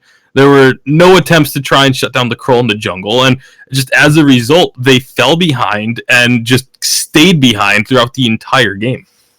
Yeah, and seeing Old School on Adagio, it's one of his signature heroes, and I don't think he even had to use his ultimate, the Verse of Judgment, very often in that match. And it was almost like a last resort. He was so confident with his A and B and just auto-attacking and just pushing the lane continuously and focusing on objectives that, and his team from the support side was playing phenomenally. I mean, I love Joseph on the Cruel. That's the real standout play we need to talk about because, Cruel has been out of the meta in NA for a long time. This is the first time we've gotten to see it play effectively. Yeah, for sure. And Joseph really gave us a performance, didn't he? He farmed up to a position where he was confident he could run in and do the damage, but also his build was really interesting. He went 2 defense items really early on to make sure that he could take the damage, the Malice and Verdicts, and the consistent sustained damage that came out of a Ringo as well, and he tanked it all up. And likewise, Gabe Vizzle on the Finn did a perfect job of doing that as well. How can you hit a Malice and Verdict onto a carry target when you've got this big crocodile standing in front of you who just basically blocks up an entire entrance to the jungle? It's impossible, and Xenotech wasn't really able to lay down any damage on this Samuel towards the opposition. Yeah, and that's one of the things that we've seen so often. It was actually wrecked, but ironically, one of the kind of ones that became most well known for using that strategy when Samuel was at his peak of popularity of just taking a Finn, stacking up, actually even buying double Aegis on the captain role, and just standing in front of the Samuel, not allowing him to get any damage through onto his carries. So kind of interesting to see that strategy sort of used against Wrecked here, but it looks like we are now ready to get into this game number 2. Will Cloud9 be able to close out the series in a 2-0, or will Gangstars be able to turn it around? And they really do need to step up their game pretty heavily if they want to be able to do that, but they have the star power on their team in order to try and even up this series. I really like the bans coming out. Finn, coming out from Gangstars to make sure that Gabe Vizzle can't be blocking up. Xenotech locks in that Samuel once more, so it's going to be much harder to block those Malice and Verdicts being thrown out. But I love Joseph going from that Cruel to a Glaive. He's looking to get all in your face still, And with the Vox coming to Old School, this, S-tier laner up against a Baron, so many question marks over Gangstar's heads right now. Can they bring themselves back into this series? Will they be joining TSM in our third place decider match? This is it. Elimination on the line. Gangstars need to step up. I also really like the fact that they took the Adagio away from Cloud9 as well, not allowing Old School to have that hero up in the lane. They are going to be putting it in the captain role, though, so it will be a lot different Adagio for Gangstars. It looks like Gangstars, they're looking for this level 1 fight. All 3 members rotating on in to the Cloud9 jungle. They're not going to find a fight, but they will find a Triana. And they're going to take that away. Not sure why Rex so smart. used his boots there. Oh yeah, that's why. He's found out Old School in the jungle, and he's going to try and stop him from getting any of this sweet backs. And that's exactly what's going to happen. Old School going to be forced back, but maybe just cut off. Here comes the Baron, going to start laying down those Porcupine Mortals. And it is going to be Old School having to try and run away, but it's not going to happen. Gangstar find themselves a first blood, and they're going to start off this second game with a bang. A credible adjustment from Rekt there. He knows that every single team, once they spot an early invasion happen, they send their laner down into the opposing jungle to try and clear out those backs and even up the jungles. But Rekt just knows that this is going to be happening, uses the boots to get back quickly, forces Old School out of the jungle, and as he tries to get back into the lane, the rest of Gangstar's there to greet him and collapse, picking up that first blood. Hey, and look at this. I've just realized a Vox on... Old School on this Vox. Is this going to be a CP Vox? Now, we've got Glaive here, we've got Vox here.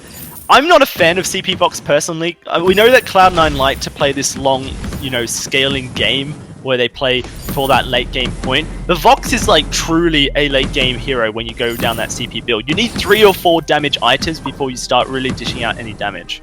Yeah, the CP Vox is a lot, playstyle wise still very similar to what it used to be, but a lot different in power, as I Love Joseph going to go aggressive onto Iraqi there, but not able to find the kill. But used to be that CP Vox, once you got 2 items, you were golden, and you were just tearing through everything, and it was the weapon power Vox that really needed this hyper late game scaling to be effective. But those kind of roles have definitely swapped. It does take a little bit longer for the CP Vox to get rolling, and it's a lot more about the resonance bounces, which I really only like the CP Vox if there is a big tanky frontliner for the opposing team, and that we don't see that right now with the Gangstar squad. So I have to agree with you. I would much rather see a weapon Vox. We won't know what it is, obviously, until the squad actually goes to the shop. I Love Joseph got himself a Stormguard banner there. So whilst we do see the Stormguard banners coming through on the Glaive, trying to get that burst, it might just be an inkling that this is actually a CP Glaive coming through, which would be quite an interesting adaptation for Cloud9. Well, again, the CP Glaive is actually what we have been seeing thus far this season on this patch. It's pretty much been Stormcrown into an Aftershock for just about every Glaive that we've seen. I think we've maybe seen 1 Glaive go the weapon power route, and it actually was not successful, if memory serves me. Which, we'll have to see. Old School is going weapon Vox. That is solidified 100%. Could still see a double weapon power, but I don't think we've actually seen a double weapon or double crystal build by any team here in VISPRO yet. Yeah, so looks like my worries are relieved, as it does look like Old School will be going down that weapon power route and will be matching the damage that Araki Zoro will also be bringing to this lane. Araki Zoro so far had a much more uninteresting lane, which is a good thing for Araki Zoro. It means he's been able to farm up, get himself that CS, and actually a bit of an advantage against this Fox so far. There is a lot of CS crashing into the turrets, so I assume we will see Old School catch right back up, equalize, even take over quite possibly. But Cloud9 once more playing this slow pace. I feel like this game Gangstars can afford to match it. Yeah, Gangstars are going to be just as happy to have this slow, methodical pace here. I still do feel like the advantage is slightly towards Gangstar or towards Cloud9 because this is just so heavily their style, whereas Gangstar's, while their composition is built towards the slow late game build-up, they as a team have not really proven that that's the way that they can play that style as well as Cloud9 can. It is kind of the best way, I think, to say it. They're obviously a team that can play late game, but are they at the level of Cloud9 when it comes to this incredibly slow pace? We'll have to find out. A lot to prove, really, for Gangstars. They have to prove that they are once more going to rise up and become a dominating NA team. Or is it just the fact that they've lost their star laner means that they're going to struggle to regain that confidence? Cloud9, they came into the Vainglory scene, but they really didn't have the hot results that we kind of would have hoped from a massive organization. Now with this roster, this dream team, certainly seems like they may be finding their feet. Absolutely. Again, semi-finals here. Cloud9 being up 1-0 in the best of 3. So if Cloud9 can get another victory here, they will be in the finals. There is a slight lead currently for Gangstars in the gold, but most of that is really just coming from that first blood bonus, and that's about it. That's really all that is separating these teams at the moment. As we take a look at the CS numbers, 55 for Iraqi Zero to 59 to Old School. Much better game for Iraqi Zero here through the first 6 minutes. In the jungle, we're looking at 40 to 28. So Xenotech once again able to get a bit of a lead in terms of the CS numbers over I Love Joseph. But also, once again, I don't think it's as much of a worry as it kind of looks like it could be. Do you want to see Xenotech step up this game, become a force to be reckoned with? Wasn't really allowed to do so in the previous game due to Gabe Vizzle's positioning on that Finn and just denying shots from that Malice and Verdict. But this game, so much more opportunity. Arden, whilst can be a fantastic protector type roam, especially with a Vanguard to jump into those sticky scenarios, it's not going to be as easy to block the skill shots. You don't have as big of a hit box, and if Xenotech can get in, get in there, get some good positioning, then he certainly can have a bit of influence. I do want to point out something that did just happen there. Movement from Gangstars. They actually sent the Iraqi Zero down into the jungle with Xenotech so that they would get, those two would be the ones getting the gold, as opposed to having it just be on Xenotech or having Wrecked down in the jungle with him. A very interesting adaptation to send that rotation. We've seen a couple of teams try and implement rotations like that into their gameplay. It just is a really nice way to help make sure both of your carries are getting just that little bit of extra gold to try and eke out any sort of advantage you can. And in a game where both teams are playing this very methodical pace, that those little differences could actually be crucial when team fights do actually start out. If you have just one item completed while your opponents are sitting on components, like that could be enough to swing a team fight in your favor. So I really like that Gangstars are doing this, as they do it once more as well, just leaving Wrecked up here to soak up what is in the lane. If anything goes down to a minion, he's going to be there getting the experience and probably last hitting it as well. But for the most part, Wrecked just sort of being there to stall out that wave so that the minions don't go under the turret. An item's pretty much matched because of it as well. It is going to be Iraqi prioritizing a reflex block over some armor, which is what Old School has opted in for here. But we're yet to really see a big skirmish. Both these teams have massive playmaking ultimates, the Verse of Judgment, the Oblivion, which is going to require reflex blocks as well as Crucibles to really dodge out on. And then you have Iraqi Zoro, who can call down fire from above if the guys get locked down. So massive wombo combo available here for Gangstars Sirius, and I'm looking forward to them finding an opportunity to really let loose. Yeah, at this rate, maybe that'll happen about the 22-minute mark or so. But it is, this is just kind of what both of these teams are looking for, though. This is the way that they want to play this game. It may not be the most entertaining to watch, as to be sitting 10 minutes in with only a single kill on the board, but it is what they're looking for, and it's gonna be working out for both sides. Again, once that first team fight happens, it's going to be absolutely, probably almost game deciding. Just one team fight could be what determines who's gonna win this game. A lot of vision now being put down by the side of Gangstars. Lots of scout traps on their side or at the entrance to their jungle, just that they can spot out if I Love Joseph is trying to make any sort of cheeky plays. Cloud9 doing the same thing, though, putting down their row of scout traps at their jungle entrances. So both teams going to know what's going on as we get a little bit further into this game. Rocky Zoro sitting equal with this this Fox here in the lane, soaking up a lot of extra gold, the ambient, and if Rect can hold lane where it is, it does help out. Rect is, in turn, finding himself a couple of extra CS that he can take away, since he doesn't want to let anything go to waste. But I feel like the net gold that Araki Zoro is getting from this is probably just a little bit higher than old school. 5 CS down, but a lot of ambient gold from the jungle means that currently they're getting it. But hey, Cloud9, they've had enough of waiting. They want to fight. Burst of Judgment going to go down. The Oblivion there as well. Ian Cannon in the middle of the fight, but it's not enough. Cloud9 turn it around. They find 2 kills for themselves, and in an explosive fashion, they're on the board. And beautiful gauntlet from Gabe Vizzle, perfectly placed, catches Rect out a bit out on the front lines. He goes down, and there really isn't much left for Gangstars to be able to keep them in the fight. As you can see now, they're going to be just forcing Cloud9 away from this turret so that they won't get really much damage on it.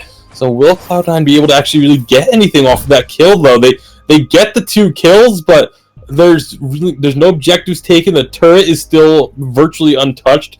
Gold miner isn't taken. All they really got out of that was a treant and some shop camps. So the kills happened, but it doesn't really cause any sort of swing. In fact, Cloud9's still actually behind in gold.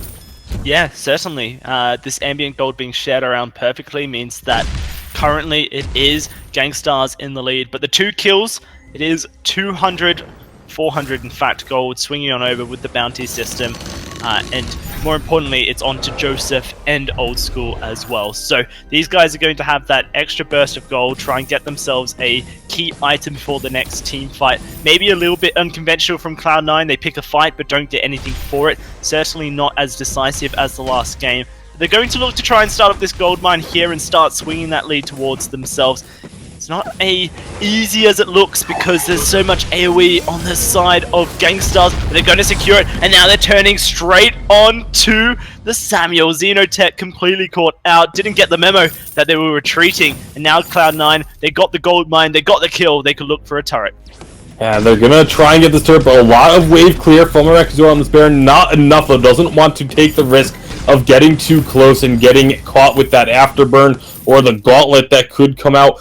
A really smart decision from Cloud9 to go for that gold miner when they did. It wasn't even so much about getting the gold mine. Obviously, that was a very nice bonus for them. They were actually looking for a fight of some kind. They had picked up infusions a few minutes ago before that first fight that they had, where they got the 2 kills. They had 2 infusions, one on Gabe Vizzle, one on Old School. And so they were just looking to try and force a fight somewhere in order to make use of those infusions, but they didn't want to go searching for the fight because then you run the risk of overextending and losing out on that yourself. So starting up the gold miner, the perfect way to draw a fight down to them. Again, they get to secure the gold mine as well and get that turret. Big gold swing all of a sudden, now they're up 2k.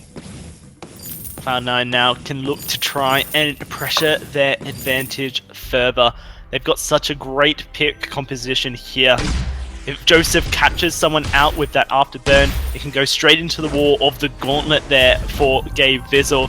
And before they even get a chance to react, wait for it comes out from the box and they're silenced on up. It's going to be the Crystal Miner taken away. Double Gauntlet comes out. The Ion Cannon there as well. And it looks good for Gangstars. Maybe they can turn it. The Oblivion's certainly going to make it a 1-for-1 here, but they're going straight on to the Samuel. Not enough. A double kill comes through. A triple kill for Araki Zoro. He heard my complaints from the previous game, and he says, Dalsy, I'm going to step up. I'm the laner of Gangstars, and I am Baron.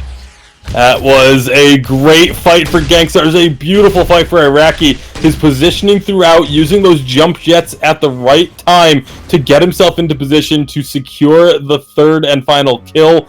Kraken has just spawned, so they aren't going to be going for that just yet because the respawns are coming through, but just incredibly smart job by Gangstars in order to capitalize. It looked like a similar situation for Cloud9 where they were looking to draw a fight to them. They start up that Crystal Miner.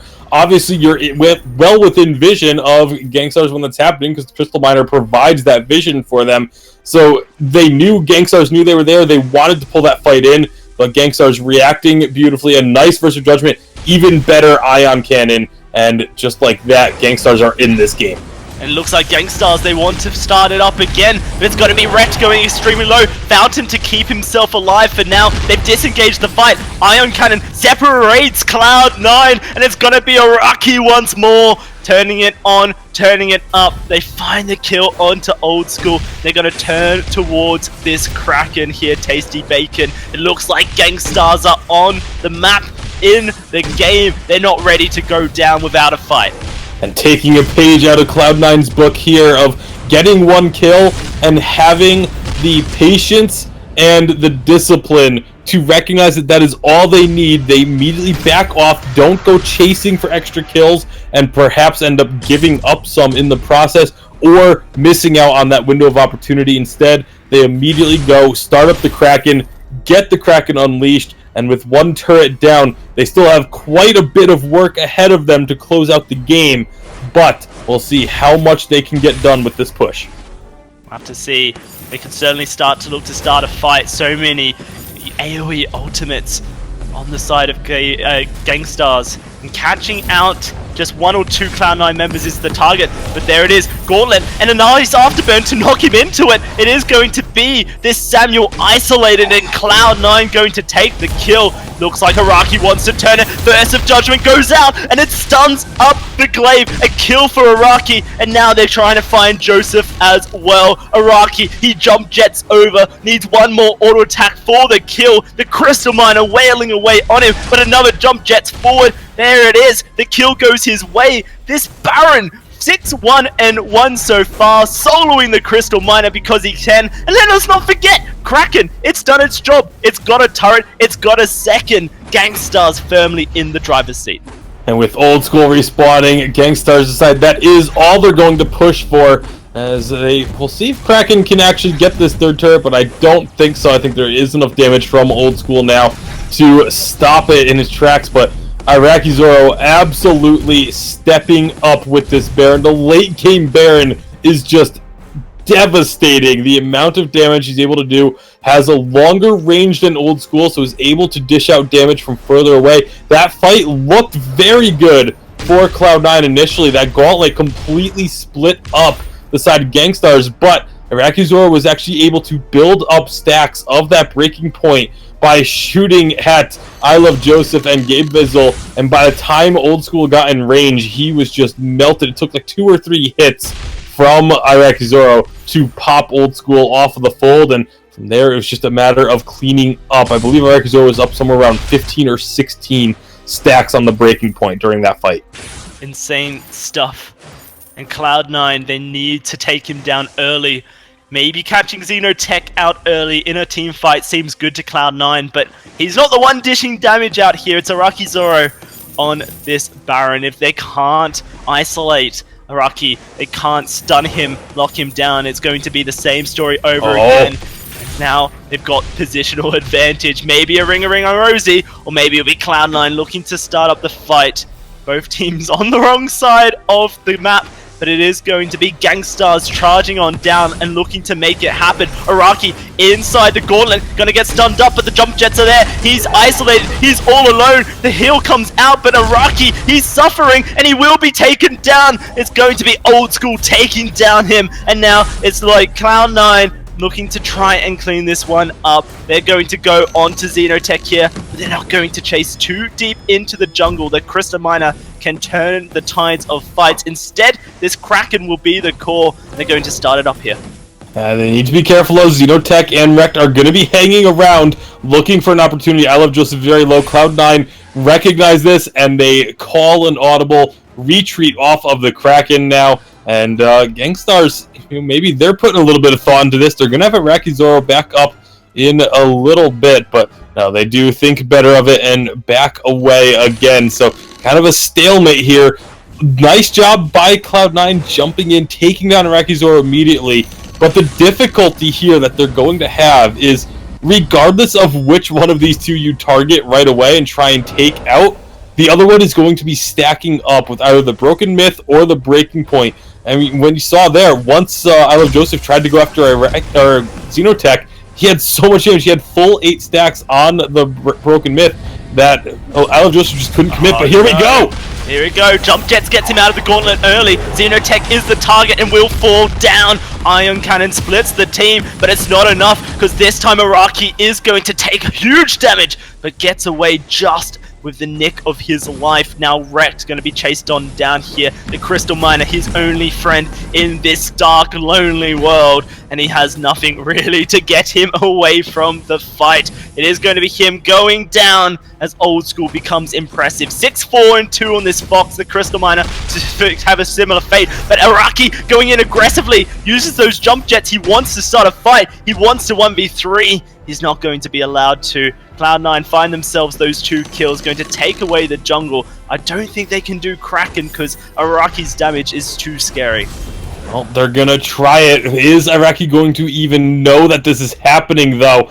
He may think that he got them low enough to prevent the Kraken start, but Cloud9 are going straight for it. They're going to be able to get this because Iraqi Zoro is not even looking towards the Kraken. It is unleashed, and now it is going to be up to Gangstars to try and defend this push themselves, as they were able to take the first Kraken. Cloud9 going to be looking to take down a few turrets of their own.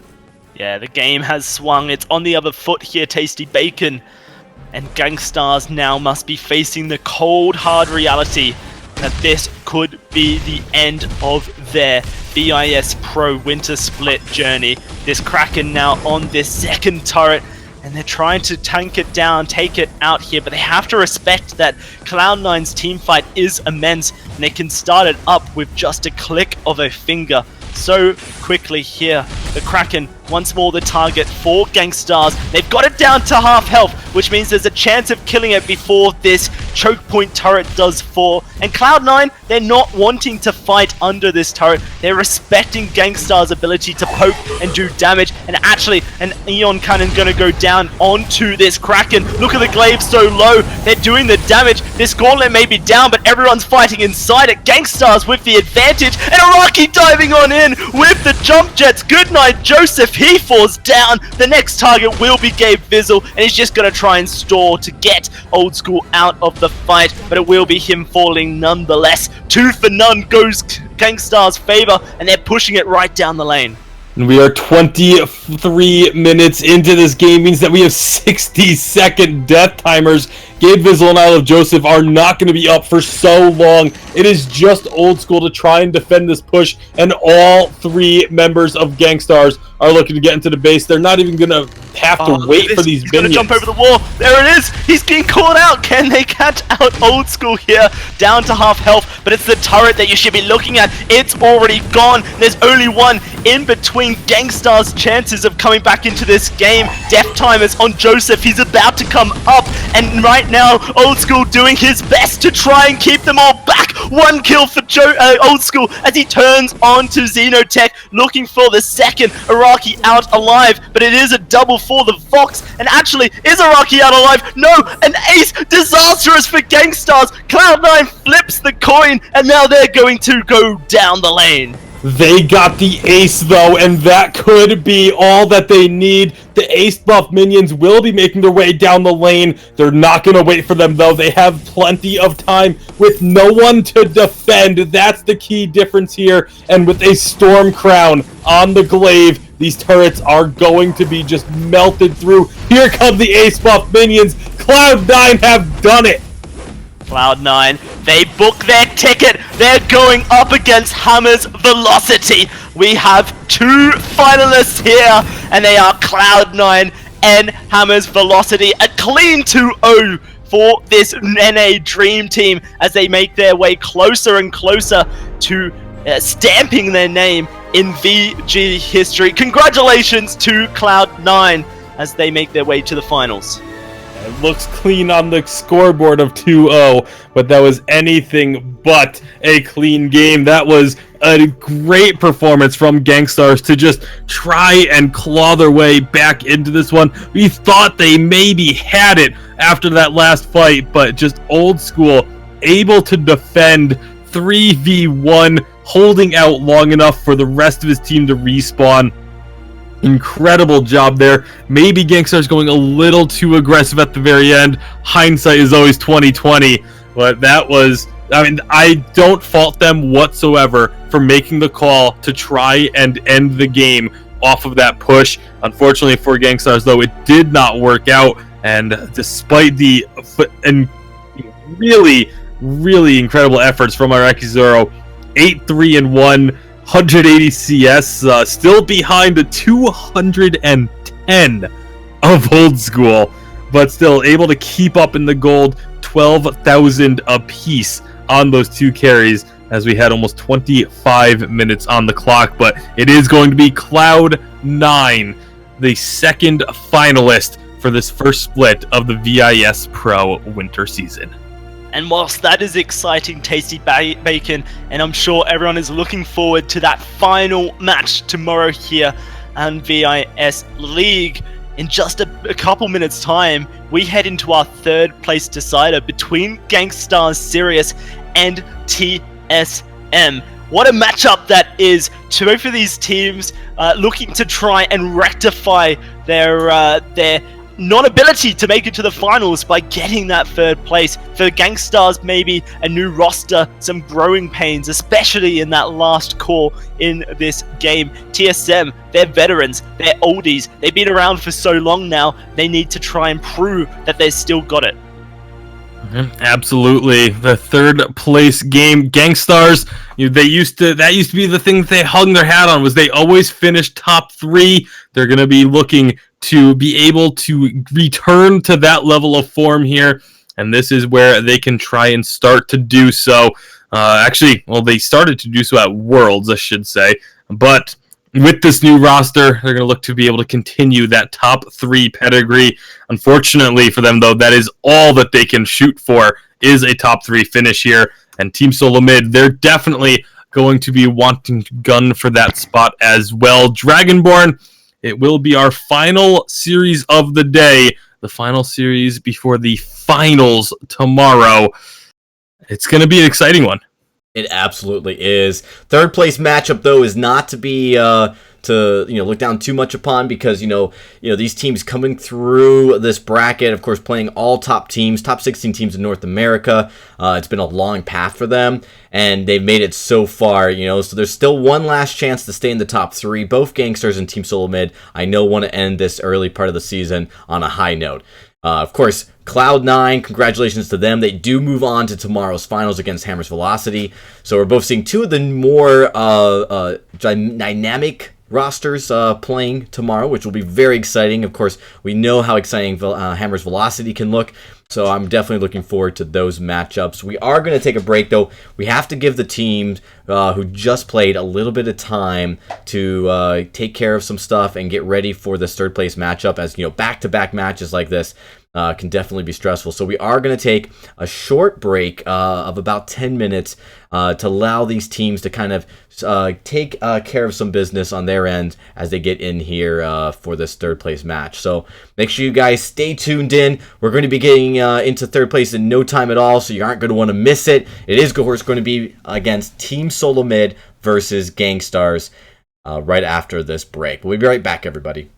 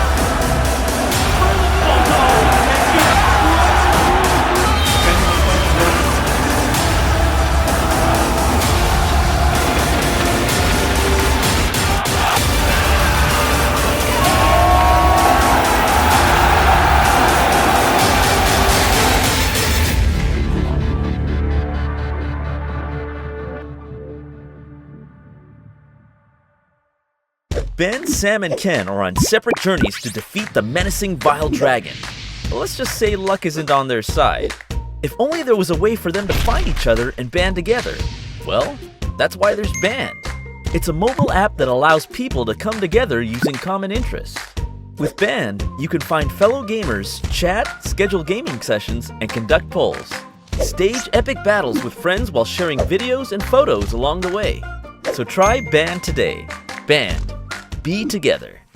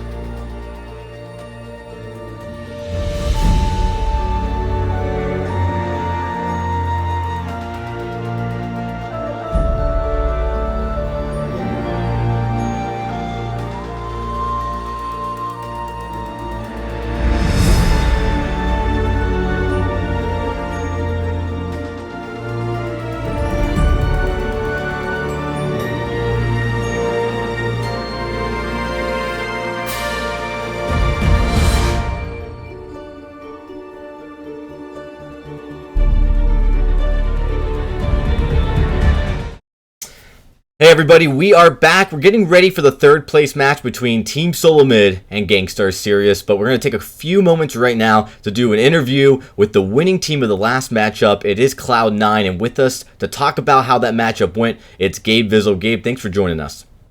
Hey, how's it going? Going great. So, you guys recently, of course, just getting acquired by Cloud9, or Cloud9 picking you guys up as a roster to carry on that impressive legacy that organization brings, and of course doing it here in Vainglory. How has the transition been for you guys? All of you guys coming from different pro organizations, coming together for the first time. Yeah, it's really great. C9 being able to pick up is just a blessing itself. Joseph and Old School, they did play together on Phoenix Rain and Escrucio, so they do have that synergy already in place. Me and Joseph have played a couple times together as a team, but now that we're all officially together, it's great to see what everyone's knowledge is, and we can bring that all together to, come out with some crazy strats, drafts, etc. So it's really great. Yeah, and we've actually got to watch that on display as you guys faced off against Gangstar Sirius. Now, Gangstar Sirius, they have a slightly tweaked and new roster as well, and they looked, for certain times very impressive, but you guys, coming out with some surprising team compositions, I would say, definitely, and then, of course, playing, your absolute hearts out, even when you're from behind, doing an incredible job. What was some of the things you guys prepared for going into Gangstar Sirius today? One definite thing that we really wanted to prepare for was to get wrecked off of Lyra. Lyra is a very, very strong support as of right now, and getting him off of that kind of eased us in playing just regular comps into their comps. Another thing we prepared for was, if at any time that we were behind, it was good that we just kept our composure and was just able to not really throw away any big leads, so we can just, farm up and then eventually come back when we saw the right opportunity to. Yeah, a lot of conservative early game play across the board definitely seemed to pay off, especially in the first game. Looking ahead to the next matchup you have, you're going to be going against kind of a surprise roster announcement with Hammer's Velocity. I'm not sure everyone saw that coming, the old Velocity roster leaving, but more importantly, them picking up this exciting young, again, somewhat veteran team, but players that have never really played together, and they have been just playing incredibly well so far. What are some of your biggest concerns and maybe some of the things you're most looking forward to when you face up against them tomorrow? Well, first of all, I definitely saw them coming as a top 4 team for sure. A lot of great young talent, all really skilled mechanically. I would say that their play is very, very aggressive, and I really enjoy watching that. A thing that we probably need to do against them is probably just ease that pressure that they're inflicting down. In that way, we can, just like play it out, see how it turns in team fights. Other than that, the games can go either way. So really, tomorrow will just be who brings their A game. Absolutely. One last thing I do want to highlight just real quickly, just to get your thoughts on, is, with VIS implementing the dual ban system for each team to get 2 global bans that take place, and how the draft unfolds. What's your, feedback so far? How do you like it, and how is it really changing how you guys approach the game? Well, it's definitely weird because it hasn't been implemented into the actual game itself. So doing it through chat is kind of like a headache a little bit. But I really do enjoy it. I think that Vainglory has gotten to the point where they are able to do double bans with the amount of heroes that they have now. But I do really enjoy it. It allows players to really show their player pool. And if you don't have a big player pool, then you're obviously not going to succeed as well as other teams. Yeah, it definitely does push teams to experiment with more and be more confident. Hey, I really appreciate you coming on, Gabe Vizzle, for this interview, and thanks for sharing some of those thoughts. We'll be seeing you tomorrow in the finals. Awesome. Thanks for having me. Not a problem. All right. Tasty Bacon and Dowsey, looks like as we get ready here for this third place matchup. This is definitely going to be exciting. The draft is underway, and I know both teams definitely anxious to get this over with here tonight. It's been a long haul for both of them. Yeah, it certainly has. for these two teams especially, they have to keep their heads held up high because they don't get the opportunity like Cloud9, like Hammer's Velocity to take a day to prepare for this matchup mentally and, physically with what they want to ban away.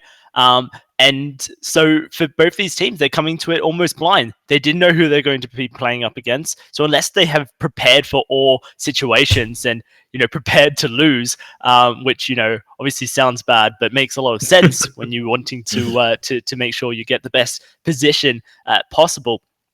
It's unlikely that these guys have really thought through what would our potential bans and picks be. And we're going to have to find out when we head into that draft stage what these guys have prepared for facing up against each other. Mm-hmm. Yeah, I mean, you might argue that this might have been the team they actually prepared to face if they had won. I mean, this is Team Solo Mid. With them in the top 4 teams, they're definitely going to spend some time preparing for this matchup. At least I would think so, Tasty. Yeah, you got to figure TSM definitely probably prepared for either opponent to potentially be up against in the finals. But Gangstars, I mean, just looking at the matchup, we talked about it during that first series. TSM was the heavy favorites to beat Hammer's Velocity. So you got to figure that Gangstars were at least preparing a little bit for in case if they were to win to then go up against Team Solo Mid. So both of these teams obviously you got to figure are going to be prepared for this third place game.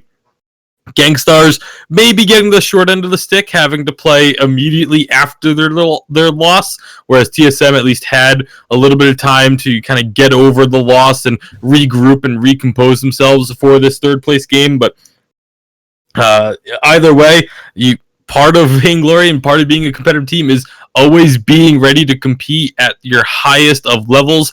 So whichever team is going to get that third place spot needs to be ready to perform. Absolutely, and I think they are. These are teams that they, of course, went to Worlds, both these two organizations, and so they know the importance of stamina. They know how important it is to be able to stick in for the long haul. And we're not talking about as long as what we saw in, for instance, the final day or the final 2 days of Worlds here. So, this is part of that process now. It's part of that coming into these tournaments and sticking it out for hours on end. And that really is, the training you need to be ready for to get these matches complete. So it looks like we're about ready to get going here as the draft has been concluded. And shouldn't take too much longer. I know both teams actually are pretty anxious to get started. So we are ready to start the draft and get into it. With that, Tasty Bacon, let's break down what we've got so far. Well, we've got those bands of the Lance, and that looks like they're actually going to take their time actually locking in. There's the Vox. Adagio being the first pick here for TSM. I'm actually excited for their second wave of picks after the pedal comes out here for the side of Gangstars. But Team Solo Mid, they did choose to then take the Baron and the Black Feather. Now, Vonsi, we've seen him on Black Feather already here in VIS. We've seen him actually running the Crystal Black Feather, which has had immense success for him, with a Finn coming out for the side of Gangstars. They were just beaten by a Finn. Now they're going to try and use that to get a victory here, Dowsy. Yeah, and it's really interesting. We talked to Gabe Vizzle just earlier, and he was saying that Rekt really Lyra, but it was Gangstars who banned out Lyra against TSM, so equally respecting what Flash X can bring to the table. Hey, the last 3 times these guys have faced up in a tournament, Gangstars has aced TSM. Now, it is a new roster coming out of Gangstars here, new players to the board, trying to make their name here, but that history exists. Gangstars beat TSM, and now we have to see here in the VIS Pro Winter Split, TSM can break that curse finally. It is this third place decider, a best of 3, to decide who's third, who's fourth, who's slightly better than the other. Yeah, Gangstars, one of the few teams that did not face up against Team Solo Mid at Worlds, so we didn't have that most recent of history to go up with. But look at Team Solo Mid's start here. Starting with both of the Treants, Best Chuck taking one, Vonsi taking the other, Flash X, I believe, getting the ambient gold from both. So that's a very unique start, one that we haven't really seen at all from Team Solo Mid. And you mentioned banning away the Lyra against Flash X. That was what Flash X had played in all 3 games of their first semifinal. So now being forced to switch it up, going on to this Adagio. Yeah, absolutely. And look at this. It's an early start coming out of Gangstars. They want to know they make their name known. Baron, not so good in the early game. And it will be First Blood going to Gangstars. It will be right. Taking that a one-way for his team. Maybe not the priority target to give that extra bounty to. Vonsi is in trouble. Yeah, no, he's going to get turned onto. Maybe this Black Feather can't quite get through that fortified health. And now the chase is going to come back through. Going to chuck out that lance. Make sure he slows his opponents. But it is going to be Gangstars with First Blood getting that early advantage. Yeah, with a best Chuck only being level 1, didn't have the jump jets to get himself out of that situation, so he just stuck around and tried to fight.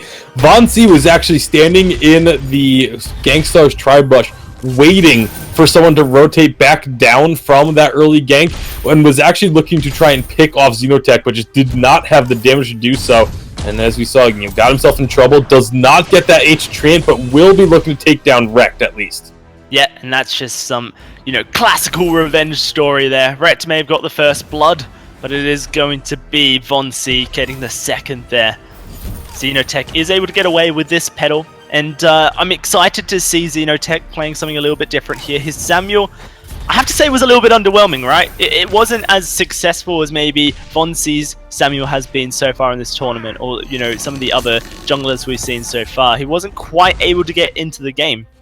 And so maybe on a different hero, maybe in this best of 3 third place decider, it's all you need just to give you the right mentality coming into this new matchup. And this patch is unfortunately not the friendliest towards Xenotech. I know one of his most played heroes up to this patch had been that Kestrel, but with her receiving some pretty heavy-handed nerfs, much needed heavy nerfs, I will add, but kind of dropping her out of favor, out of the meta. I feel like that has definitely impacted Xenotech's hero pool a bit here, but as Gabe Vizzle was mentioning during that interview, having a deep hero pool is extremely important, especially with the new double ban system. And of course, heroes going in and out of meta as the patches come and go.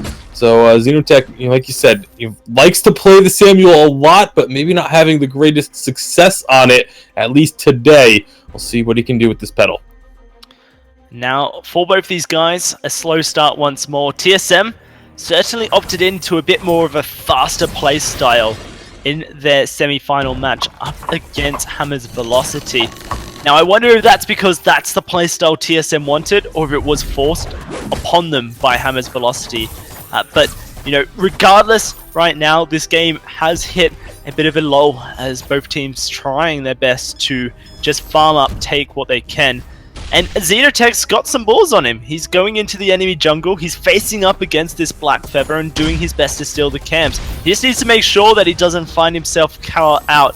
If he was a couple seconds late on that rotation, this would be TSM turning the fight. But as it turns, it is going to be Gangstars on the offensive, looking for the damage. But Rekt is taking a buttload of it, and now he's in trouble. Fountain comes out to try and turn it back for Gangstars, and it looks like it's going to, but it won't be enough. Flash X going to find the first kill, and now jump jets forward. TSM want more. They're not going to find it though, as Gangstars going to retreat to their jungle. Crystal Miner there for their aid. TSM going to rotate back to lane. Yeah, well, Flash gonna try and steal away this Treant, not gonna be successful, but that looked like that Fountain was gonna turn the fight in favor of Gangstars, but Flash X was still sitting on his own, popped that, and just all of a sudden, TSM once again had the advantage. I'm curious about this Iraqi build going for a Poison Shiv once again, just against this Adagio, wanting to apply those mortal wounds. We'll see if it can work out for him here this time. Yeah, certainly means that he's going to be dishing out less damage in this earlier stage of the game. But if he can place those immortal wounds down, he's going to prevent the healing coming out of the Adagio, and that has some net worth, especially in these long prolonged fights, especially when you're up against a Baron who's not going to be able to dish out anywhere near as much damage as you early. However, equally, does that mean that you try and prioritize damage and try and prioritize getting that Ringo ahead early? Well, that's the question these guys face when they come into this draft, when they start purchasing their items. And we'll have to see if that Poison Shiv is able to have the desired effect here for Gangstars. Yeah, I'm going to be most curious about the late game. You mentioned not going to have quite as much damage on the Ringo in the early game, but you can get away with that because it is up against the Baron. But once the late game starts to roll around, once that Baron gets 2-3 items under his belt, is Ringo's damage going to be able to stack up? Will that mortal wound be worth enough to sacrifice some of the damage that's going to be coming out of this Ringo? Only 25 weapon power. You do get the 40% attack speed, which is really nice, and the little bit of lifesteal that comes with the Poison Shiv as well. But the flat damage won't be quite as high as a standard Ringo build. Certainly will not be. And we have seen it quite a few times tonight. It hasn't been successful yet.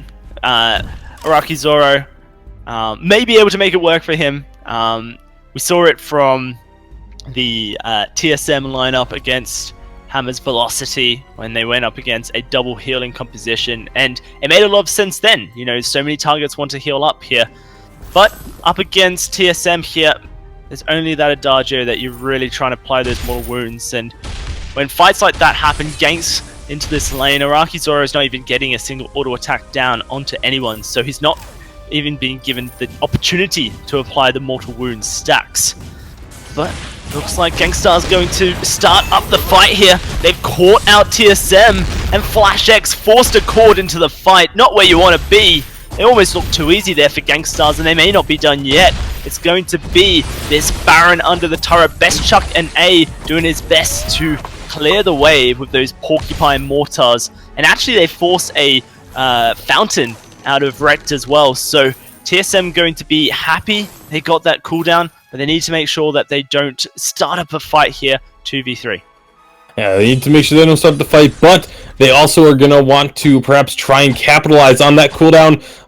Wrecked, they should be able to avoid a fight for the next 30 seconds, so using that Fountain of Renewal there, not really going to be a detriment to Gangstars. They did get about half of that first turret's health down as well, so that's going to be nice for them. Now, Best Chuck maybe caught out a bit, and Jump Jets having to be used to get out of harm's way. I'm just going to be recalling back to base now. It's 1,700 gold to his name. Finishes off the Sorrow Blade and is now very close to getting himself that breaking point as well. Incredibly important item for the Baron. As looking over at Araki's build, he does have the Sorrow Blade completed. So 2 tier 3 items, although one of them is a significantly cheaper tier 3 item than what most of the others are. Either way, though, it's still going to be providing a lot of utility, is that Poison Shiv. Looking at the Jungler's builds, though, Xenotech, Frostburn going in towards the Broken Myth. Oh, behold! Nice. Forced a Cord, but can they really get anything out of it? The spontaneous combustion's coming out, but an Ion Cannon going to force everyone from Gangstars back. And once more, it's Gangstars pulling the trigger, trying to make the aggressive play onto TSM here, but not gaining an advantage because of it. And their health bar's now ticking down. Here comes Von C, going to try his best to go on the offensive, but missing that on point, not going to help out. In fact, Von C's missed a couple of on points now. Some of them have been pretty close up, some of them have been a little bit more adventurous. But on this Black Feather, especially when you go down the CP build, you need to be hitting that skill shot every time. Yeah, it's a little surprising to see him missing, because Von C has made a career thus far in Vainglory about being incredibly accurate with those skill shots. So especially, the Kestrel kind of was his coming out party when he was just destroying everyone with that hero, hitting those glimmer shots. So they figured the on points would be a fairly similar effect for him, but that just hasn't been the case thus far today. Oh, look at this. So much damage coming out of Gangstars and those mortal wounds straight onto the Adagio. But huge damage gets chunked on back. Fountain Burn. The Hellfire Brew burning away Vonsi. The Verse of Judgment comes out, but there's reflex blocks for days. They take down the Adagio. They're looking for the Black Feather. Rect finds the kill, and that's 2 for Gangstars as now they look to try and pressure this Baron under the turret. And Best Chuck has a lot of wave clear and a lot of health. But Gangstars have a lot of gusto, but they are not going to pull it off here. They're not going to pull the trigger on going for that dive. Instead, just moving into the jungle. Best Chuck going to go aggressive just to solidify the fact that there will be no dive underneath that turret. And is going to be able to keep it safe and actually stick around in the lane and keep farming for himself. So Best Chuck and A definitely getting himself as well along towards that late game as he can.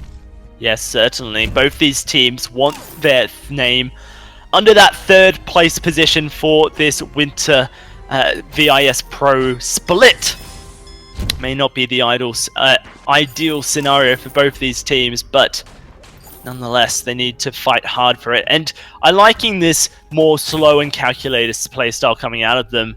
TSM currently need to try and get that Baron to a point where he's just going to start tearing through the defenses of Gangstars, as well as this Black Feather going to scale very nicely towards that late game. It almost feels like Gangstars are on a time bomb. They need to be forcing these fights, trying to get these advantages. Yeah, and the window is definitely going to be starting to close as we get further and further into this game, especially once Best Chuck is able to finish off that Tyrant's monocle. That's going to be a very big power spike for the Baron and for TSM as a whole. Von C is already dishing out a lot of damage with those on points. The poke and harass from TSM, their ability to siege up on a turret is going to be immense. Look at that, Forced Accord comes out, but the Crucible is there to block it away. Nonetheless, Fonzie going to take a huge amount of poke damage. Now Gangstar's going to occupy this lane once more. They have to be careful of the burst that Xenotech can dish out with this petal. The spontaneous combustion can certainly do a lot of damage, but it's going to be aggressive play, and in fact, it's the jump jets that kill down Best Chuck. Was that an accidental B? We won't know, but it is going to be 2 kills going to Gangstars as the petal dives forward to make sure that Vamsi cannot protect this turret. First turret goes down for Gangstars here. They pull ahead, 4,000 gold in the lead. They now look to try and take away some jungle, maybe even secure this gold mine. Yeah, absolutely did not look like what Best Chuck was hoping to accomplish with those jump jets. It may have been one of those situations where you activate the ability. Is he going to get the steal? Oh, Vonsi takes the gold payout away from Gangstars. That is so crucial there for TSM. A bit of a cheeky steal coming out of Von C. Won't miss that on point. Now TSM, 900 gold for themselves, going to start clawing back. Not only that, they've beaten the rotations out of Gangstars. They're going to take this turret here as well. That gold lead that Gangstars just had certainly doesn't look as good now. Yeah, very nice job to be able to suddenly close that gap. The steal on the gold mine and then the very quick movement back up into the lane for Von C to join Best Chuck, pushing on down, taking out that turret, answering the push that Gangstars had just accomplished. And really, it's that kind of objective focus is one of the things that has been setting TSM apart from the rest of North America for the past few months. Obviously, Gangstars is going to be looking to get their foothold back into this game, see if they can find another quick kill. Flash X out front, Rex trying to bait out a Crucible. Yeah, certainly looking for it. Lovely Quibble, finds 2 carries, but Gangstar's not pushed up here, not quite in there. Oh, a Forced Accord! It finds everyone! And now the Fiend fight is purely alive, and it's going in favor of Gangstars as Xenotech takes down Best Chuck. And this Adagio not going to find any relief. A double kill for Petal, an ace for Gangstars, and now they're going to secure this turret, Tasty. And that was a massive Forced Accord Rex spent so much time trying to bait out the Crucible that it just seemed like maybe Flash X wasn't ready for it when the Force Chord was actually thrown. You know, maybe expecting it to just be another fake, but finally it goes out, it hits all three, and they just get blown up. Now the Kraken going to be started. Need to be careful that they don't let this get stolen away again, but I just don't think that Von C is going to even get here in time to attempt the steal. No, certainly not. Maybe just in range? No, the on point won't fly out. And this time, the objective goes in favor of Gangstar's Sirius. The Kraken is unleashed onto the Halcyon Fold, and TSM need to find a team fight now. Stop this Kraken from crashing onto its base, or this first game of this best of three. Third place decider will be going towards Gangstars. And this has been a strength of Team Solo Mids throughout history, is finding a way to find a team fight while Kraken is pushing in. They weren't able to get to any one of their signature sort of waiting spots this time around, but they have a lot of range, they have a lot of poke. Let's see if they're actually going to be getting damage onto Xenotech. Vonsi does eat the Hellfire Brew. Yes, certainly does. Arakizora positioning very aggressively on this Ringo. In fact, takes a couple of chunks of the turret damage. But the poke is there, and another Force Accord finds both the carries. Once again, not blocked up here, and the turret will go down. Gangstars going to have to fall back though. Arakizoro taking a lot of damage from this trade. Low on energy as well. They've done their job. They've broken the base. They're going to get some damage onto this Vein Crystal Tower. And Gangstar's going to set up once more to try and take down the giants that are TSM. Yeah, Gangstar's going to be perfectly happy with that push. Getting that third and final lane turret is really the only goal you have, or the primary goal. I'm not going to say only. Obviously, you also have the goal of trying to win the game, but the primary goal of that Kraken is to just take down that choke point turret, open up the base, and just open up the game for yourself. Now they can push up so far.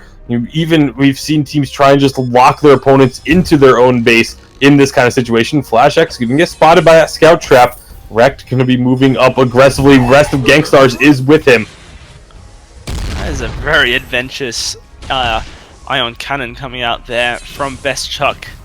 Everyone from Gangstars just walks away, almost laughing that they would attempt it. And now the fight's going to be started up here as Gangstars going to be tanking down this Adagio. The Force Accord this time misses, but they're looking to try and turn the fight here, TSM, as they finally shut down this pedal, now turning towards this Finn. Can Rekt get out of the fight? Arakizoro is nowhere near to help out, and it's not going to be enough. The Baron has been unlocked. He's going to find himself a kill. The Crystal Miner taken down. TSM turn it. Yep, first kill for Best Chuck and A on this game. And nice job by Arakizoro recognizing that fight was largely going to be lost. He has a large gold bounty on him if he were to go down, so he just backed out.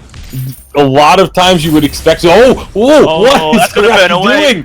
It's gonna burn away! It's gonna be a kill! And in fact, he almost kills his own teammate with the AoE burn afterwards. Look at this Ringo, twirling server, a single auto attack, but the on point and the shield, not enough! Amazing stuff coming out of Arakizoro as he comes alive and finds two for himself. What a play there, picking up the double, taking out both of the carries. That was one of the gutsiest calls that I have seen in recent memory, and now as a result, Gangstars are going to get their second Kraken of the game. Insane stuff coming out of Gangstars here as Arakizoro stepping up into this role. 6-0-6 is showing Best Chuck and A that he's still got it here. That second Kraken is so scary if you're TSM. It's going to march straight into your base and certainly will secure at least one, if not both, of those Vein Crystal turrets. TSM need to make a team fight now. Sooner rather than later they can catch out Gangstars here. It would be certainly a better start for them. But it's not going to be the case, and actually it's Gangstars charging on in. This Arakizoro taking a lot of damage, but it's dishing it back out. The Ion Cannon doesn't quite connect. And that's going to be Flash X taken down straight away. The fountain comes out, and now Gangstars just looking to finish this one up.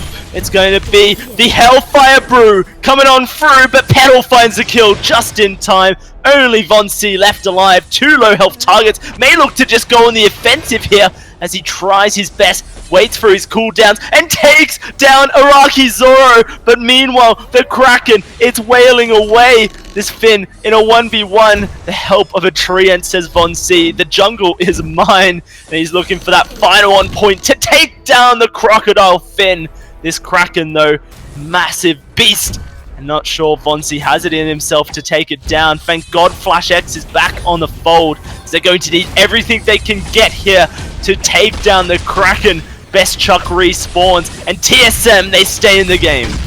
Nice job, though, by Gangstars, especially Rek there, to delay the recall of Von C, keeping him off of the Kraken, allowing her the time to take down both of those Vein Crystal turrets. It is an exposed crystal now that Team Solomid will have to defend, and this is going to be a very, very difficult defense. It is not often that we see a team come back and manage to pick up a win when they are put into this situation, especially with 4 turrets still remaining on the fold for Gangstars. This is their game to lose. All they need is one fight. It doesn't even need to be a decisive team fight. It just needs to be a fight that goes their favor, and they should be able to close this game out. Certainly will, and you can see that's going to be Xenotech recalling, getting himself a crystal infusion. Now everyone is infused here in this matchup. And Gangstar's going to group up here and look to try and push as a unit. Realistically, they could just force a team fight, but they want to play things safe. Araki Zoro, he can go back to base, purchase his final item, and get right to go into it. It's going to be the Aegis there, Metal Jacket. He's just currently waiting for this final damage item. I assume maybe a breaking point, but no, he's going to leave the base with 2,100 gold. So interesting move here by Araki Zoro. Maybe going to opt in for a shop. TSM going to be camping their tri-bush, waiting for Gangstars to come on up. Gangstars a lot of discipline. They don't want to fight until they have this this last item for Araki Zoro. Yeah, very curious that he wouldn't just at least get a component for this final item, whatever he is going to build. That, like you said, leaving the base with over 2,000 gold. He is going to recall now 2,500 and get the Tyrant's monocle. So, yeah, I mean, I don't really know why you don't come back. Or, sorry, not the Tyrant. Yes, it was the Tyrant's monocle. Yeah, it was War Treads. He purchased War Treads. It was there War for his Treads, team. yes. So he sold his boots and he's purchased War Treads. So interesting, Gangstars. Now they have double War Treads. They're looking for an extended chase. Yeah, I was trying to figure out what it was. I was like, no, he had the Tyrant's monocle, but like that was what just showed up in that slot, so I just automatically thought that. But yeah, looking to be able to get that chase down, or perhaps an escape if TSM decides to go aggressive here. Certainly is. Very interesting stuff. Gangstars have given up their momentum, but they're respecting the power that a full build Baron can dish out here. The breaking point, Tyrant's monocle and Sorrow Blade there for best Chuck and A. They don't want to just start up a fight immediately. They want to make sure that they're catching out the right target with Forced Accord. Xenotech looking to blow it up.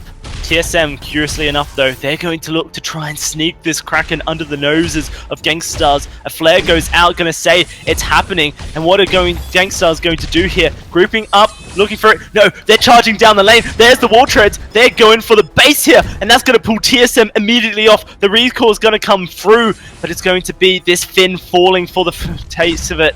Here comes Best Chuck and A. 2 members of Gangstars looking for this back door here, but it's not as easy as it looks, as now everyone from TSM back in the base. They're doing the damage, and they've thrown it. They did it. Gangstars with the moves, make the plays, take game 1 of this 3rd place decider. By the skin of their teeth, almost immediately after the crystal went down, Araki Zoro was dropped, and that was so incredibly close to not completing that backdoor attempt. It was spotted very early thanks to the vision of Team Solo Mid, but they just were not able to recall quite fast enough in order to stop it. Very gutsy call from Gangstars. The War Treads, man. Yeah, those war treads able to get them in with Iraqi Zoro because Rekt was not with the team. Rekt wasn't with the two. He was obviously just trying to delay the recalls. The war treads end up winning the game for Gangstars. The second time today they have made an unbelievably gutsy call to try and end the game. This time it actually works out for them. Fantastic stuff. And, you know, it came down to the wire.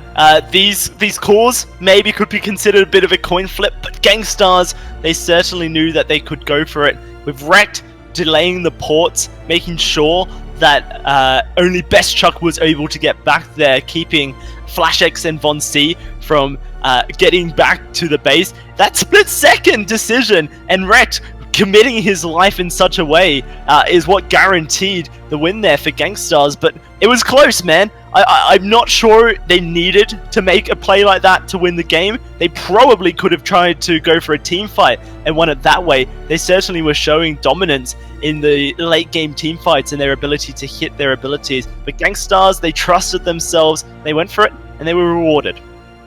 Yeah, absolutely. Maybe didn't need to do it, but they saw the opportunity, they had the opening, and they took it, and gets them the victory, the first game of this best of three, to see if they can get that third place finish. One game away now for Gangstars. Team Solamid, they're going to need to rebound in a big way. Absolutely, and you know we talk about like late games, late game play, meta play. It really starts to change, and the fact that Iraqi Zoro kind of realizing that the late game fights were going to be all about getting into position and knowing that if they were going to base race, having double war treads was going to be an advantage was a really strong heads up play by him. They didn't actually use the double war treads, but having it alone proved extremely useful. Gangsters really played well that entire game. They owned the early part of the game and the mid part, and of course in the late game we saw Team Solamid getting a little close. But Gangsters doing what they had to do to get the victory. We are going to take a quick break to get us prepped as we get ready for the second game. Team Solamid looking to try to come back in this one as they are behind. We'll be right back, though, after the short break.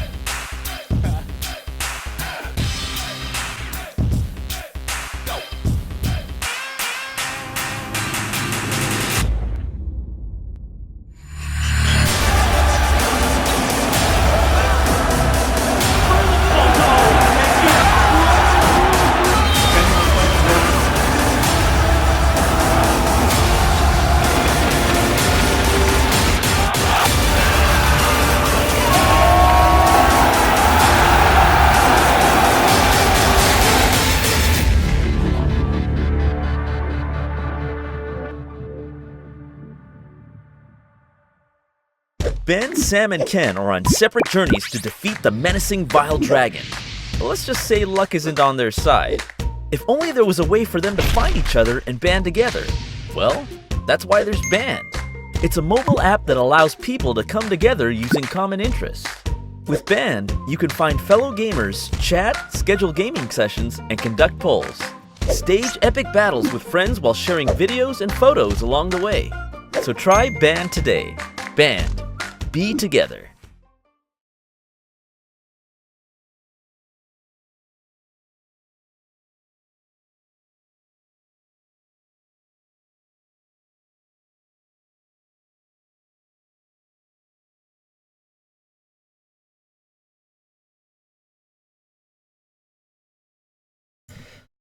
Welcome back, everybody, as we get ready for game number 2. This is the third place matchups taking place here. This is, of course, VISPRO, bringing you guys the tail end of the winter season split 1 here in 2017, and it has been off to a very exciting start. as we've started off this tournament in 2.1, the latest update for Vainglory, and the metas have changed, the teams have changed, the items have changed, but one thing remains the same: the fight for the fold. And right now we are looking at Team Solo Mid and Gangstar Sirius duking it out. Maybe the final game if Gangstars can close this one up and 2-0 Team Solo Mid, but I'm sure if FlashX has anything to say, that's not how it's going to go down. Team Solo Mid very good at rebounding after a first game loss. So here joining me tonight, Tasty Bacon and Dowsey to break things down. Let's talk about what we just saw here. Of course, Team Solo Mid starting to creep back into that game. So we were talking during the break how risky it really was for Gangstars to make that play. A very gutsy play. Tasty, just how close was it? Oh, I mean, we all saw it in that game. It was one hit right after the crystal went down, right after Irakizora was able to destroy the crystal. He immediately fell. It was so quick that he was actually given a death on the scoreboard, which normally you do not get a death on the scoreboard after the crystal has already fallen. That's how close that was to not finishing in favor of Gangstars. Yeah, no, I was saying to you guys that I almost liken it to flipping a coin. You know, heads, TSM managed to take down Gangstars before the Vein Crystal is taken down. They push into the base, they win the game.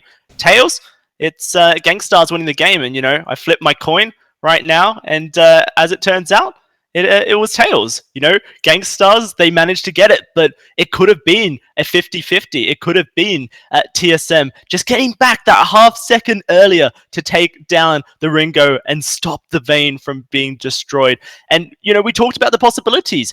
There was so many people starting to get low from that Kraken. They could have forced a fight around the Kraken. They probably would have won it as well. FlashX was down to half HP, and he's been the sole reason why TSM have been able to turn fights, the verses, getting onto them, allowing Best Chuck to do the damage to the right targets. I feel like Gangstars probably could have gone down a more safer route, but you said it yourself, Dragonborn, in the base. This is what, you know, Super Bowls are won on. Those risk decisions, the outlier play to make it. And hey, Gangstars, they made it work. Absolutely, and sometimes the gutsiest, most risky plays you can make are the ones that win you the match or a championship, and sometimes they don't. So it's definitely it's good to be mindful of that, like that risk, that reward. And I think, you know, the decision by Irakizora to buy those war treads there was clearly so that they could focus on base racing if they had to, or focus on pushing to the enemy crystal fast enough to outpace the recall timer that would take place if, you know, once they got spotted.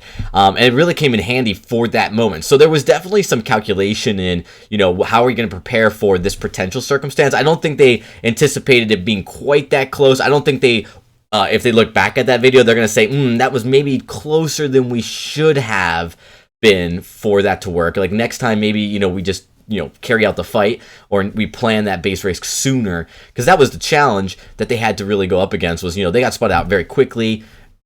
Team Solo Mid was there very quickly. Just, you know, one last shot is all it took.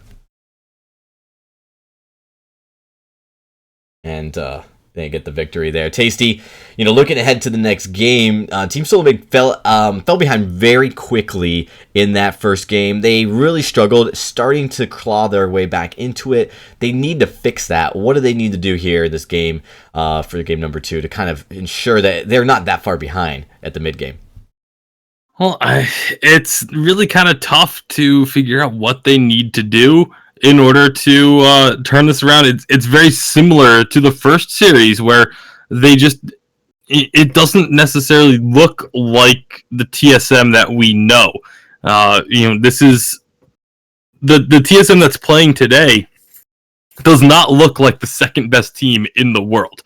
They aren't playing quite as cohesively. FlashX has not been on point with his activations. The fountains have been nicely timed, but like there were multiple times where Forced Accords pulled in either all 3 members of the team, or, you know, got at least 1 or 2 of the carries on the team, and those just can't really happen at this level of play. And FlashX is one that normally does not let that happen. So I'd really like to see FlashX step up a little bit more than what we've seen today, because we know for a fact that he is capable of playing far better than what we have seen.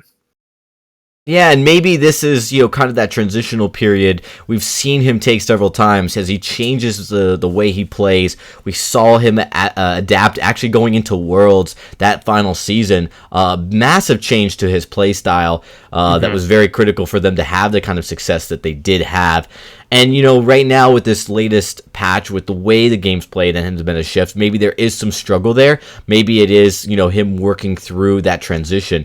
It's not any different than how golfers have to change their swing throughout their career. It's something that you just have to, the best golfers, the best players, and the best athletes, they have to learn to make those transitions. And the ones that succeed the most are the ones that make that the most effective, or make those transitions the most effectively.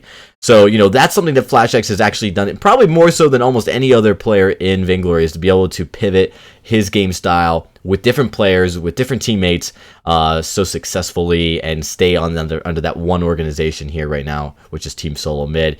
But, we're talking about how game one was and what could happen. I mean, it could have gone the other way. Team Solomon could have won that game and be now in a position where they're looking down at Gangstar saying, all right, this is one more game and we're going to take this series. The same going with the Hammer's Velocity game. So things can switch and sway so quickly here in the sports realm, where it's so difficult to say, oh, they're dropping down or they're not playing as well, because sometimes mistakes get masked by victory, and the details get lost in losses. So you definitely want to make sure that we look at that kind of in that way. Now Team Soul Mid, they have a chance to remediate that. They come in here and look much stronger. I think that the way we saw them bounce back against Hammer's Velocity earlier today is a good sign of how they can kind of come back into a game. Yeah, absolutely. And TSM always a threat to reverse sweep a series. We've seen it done so many times before by this exact team, but they're also very at risk of dropping the second game of this series as well. It's really kind of up in the air. I know this isn't exactly the best sort of analysis, just saying, oh, well, they'll either win or lose, one of the two. Yeah, I mean, I definitely think that, Team Soulmate has a chance to. Their record for coming back into a series when they're down is well documented. They've come back and they've surprised every single team in the world. There's not a single team they haven't faced where they get behind and they find ways to claw back, at least pulling off some victory. So I do think that they have a good shot here. Really going to be focused on how they start the game, how they play. Again, they've been really creative with their metas. I think they need to just focus on the fundamentals. And with that, the draft for game number 2 is starting. So Tasty Bacon, let's get right into it. All right, well, we are going to be getting into this draft. We do see these... Oh, looks like that was a bit of a mistake. A little bit of a misclick.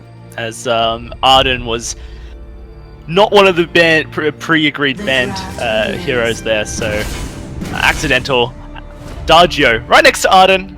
Mistakes happen sometimes, hey. Yep. And spoiler alert, Arden was actually picked. That's why it was an issue that he was actually chosen as one of the bands there. So it is going to be Arden coming out for the side of Team Solo Mid. And this is one of those heroes that, especially at Worlds, FlashX made a massive impact on Worlds and even the Summer Championships, really, when he first started playing Arden when nobody else was. And so I'm excited to see him back onto this pick, but Rekt is going to get his Lyra, so that Lyra Vox combo that we've seen multiple times already today, going to be in effect for Gangstars.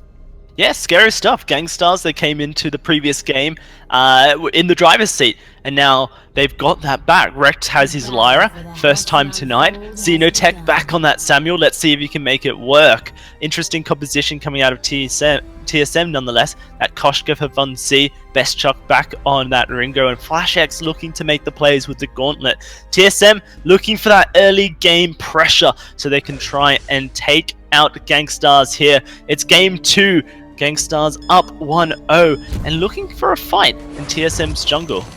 Yeah, they're going to be getting in aggressively, and TSM, they kind of back off because they did have Vonsi working on that back Treant. So the Treant does go over to Gangstars, but now TSM may be looking to return this damage and find a fight for themselves.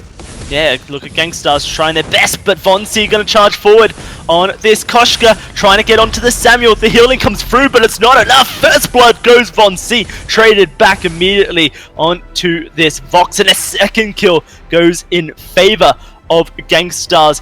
They're trying to get back Flash X, but he will get stopped in his recall, and now he's got the long route to get back there. The speed boost from that Imperial Sigil, and it looks like Flash X may just be in trouble here. Trying to get to his turret, but the auto attack's going to come out. Those missiles from the Lyra. Oh, almost gets away. The Vanguard, not quite enough. And that will be the second kill going on over. So 3-1, Gangstars with a great beginning to this match. Yeah, I thought for a second he was going to be able to get away, but that last shot from Lyra goes through, does drain pretty much the last of Rex's energy, but he does get that kill. 3 kills on the board for Gangstars.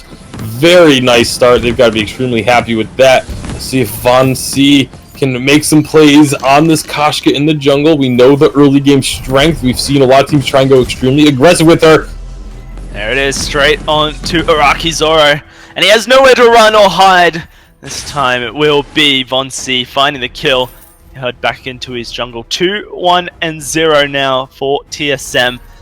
The member on Gangstars that's got 2 kills is wrecked. The roam for Gangstars. So the gold distribution currently sitting better realistically for TSM. Yeah, having the kills on that jungle carry, especially on the Koshka of all things, is not an ideal situation for the side of Gangstars. Of course, it is still very early, only 2 kills, not going to be the end of the world, but if they want to be able to close this series out 2-0, they're going to have to find a way to keep Vonsi in check. Certainly will. Vonsi will not want to be chained up. This kitty cat is unleashed, coming back to the lane to show Gangstars a good time, or maybe that's TSM. We'll soon find out, as it is going to be Rhett going extremely low, but is able to walk out of that engagement alive. The pop of a health potion, just enough to keep this Lyra alive, and now the Imperial Sigil makes these guys feel comfortable, but it's going to be the second gank, and this time Vonsi's not walking away without a kill. Does go down, traded on back. Xenotech going to make this Samuel work. He's looking for a second. We're not quite able to snipe out Flash X there, but the trade comes through for Gangstars.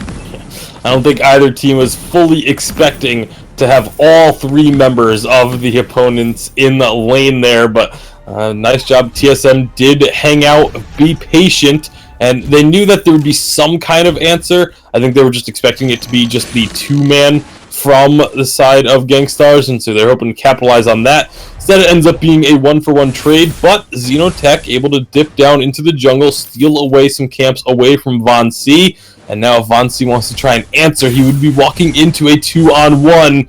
He does think better of it and backs away. Yeah, certainly. Great stuff from Xenotech. Recognizes his opportunity to steal some farm away. And in these early stages of the game, some farm can snowball into advantages for the team. But this kitty cat from Vonsi is a sneaky kitty cat, and she's found herself a top bush to sit in. We'll have to see if Araki Zoro will recognize the danger. Doesn't look like it. They are going to go straight onto Rect. Oh, so much damage comes out of Best Chuck and A, and TSM making this early game pick work for them.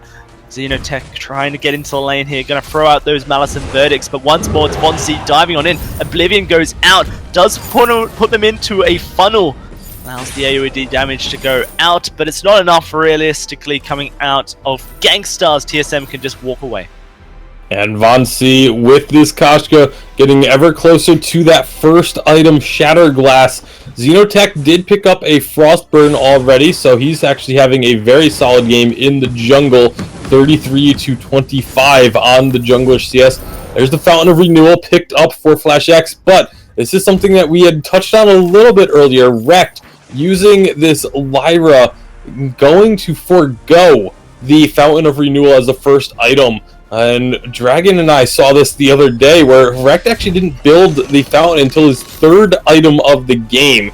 And this is something that he is the only one that I've seen do this. Has the healing from the Sigil of Lyra and decides that is enough in the early game to get us through. So he gets a little bit extra utility, little extra damage with that Storm Crown is going to help them to be able to push this lane to capture objectives. And then we'll see where he goes for a 2nd item, if it will be the boots getting finished first, or if he will now prioritize the fountain. Yeah, certainly. Rect has had his Lyra banned against him all night, and now we get to see it shine here. Storm Crown first item, it's a curious one. You can rely on his teammates' positioning to not take too much damage, then I can certainly see it working, but you're against a Koshka. She's going to pouncy fun onto your face. Soon enough, it's twirly death, and if that's not enough, a bit of yummy catnip frenzy will finish off their foe. So TSM have the burst is what I'm trying to articulate here to take out a singular target. I'm not sure Imperial Sigil is enough to really sustain the health renewal coming out. Fountain is certainly going to be needed, and I would be upset, I think, if Rect got to his 3rd item without buying that. Yeah, especially because the team is a little bit behind. You look at Best Chuck, 58 to the 45 CS of Iraqi Zoro. So again, Iraqi Zoro falling behind a Ringo in the, falling behind just in general, because he was playing the Ringo on the game that he fell very far behind. But it's still an advantage for Best Chuck, and this could be trouble for Gangstars if they are not able to find a way to maintain a level of CS that will keep them close in terms of damage with Team Solo Mid, especially because that risky move by Rect to not go for a Fountain of Renewal. Yeah, and look at Von C. He recognizes that TSM are on a time bomb here. They need to make this early game pick of the Koshka work for them, or else they're going to get a little bit outscaled. He's purchased himself a Crystal Infusion already. We'll have to see if he does decide to pop it, because that could be a sign that TSM want to make a massive play. Yeah, or he may just hold it until there is an opportunity for a fight and just pop it right before that just to try and guarantee a fight going their favor. We'll have to wait and see if or when it does get used. Right now, Gold Miner going to be started up here. I don't think that Gangstars has any idea that's going on. And it's an immense gold payout going to Team Solo Mid, and Isham taking advantage of the situation. Yes, certainly will. Now, TSM going to be happy with that. So much gold goes their way. They suddenly swing the gold lead 1,000 in their advantage. But it's not going to be enough to really secure them a victory just yet.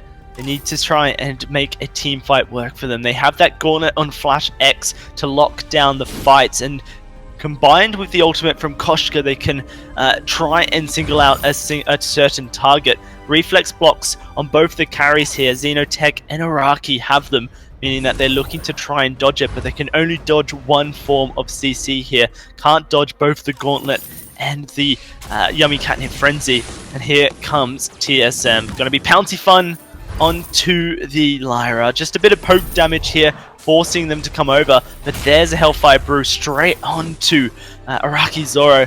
And it seems that TSM are looking to try and get a fight going. Yeah, they really want to get this damage on the turret, and a fight is a great way to do that. But now Gangstars, they're going to answer.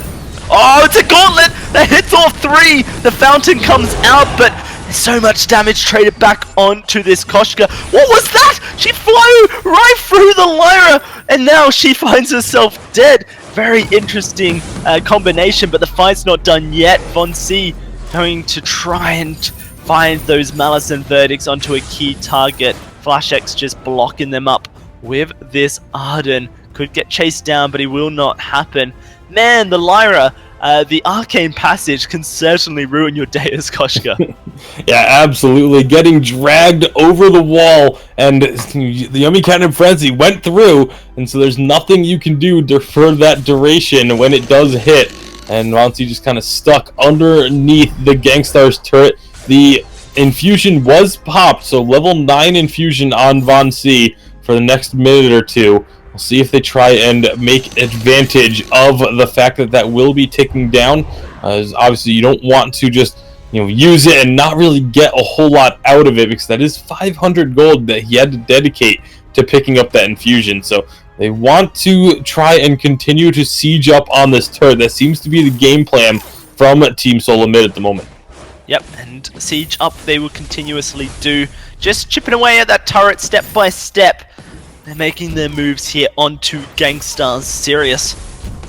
Gangstar's fairly confident that if they keep this up, they will scale towards a better late game. Vox, possibly, I would say maybe on the same tier as Ringo, but if you make the right team fight for yourself, group up people, the Julia's song can get themselves into some bad positioning. But it is going to be Xenotech caught out and his Treant. TSM going to go for him. Interesting catnip locks down the Koshka for a while, but they will take that Crystal Miner as well. TSM making the moves here.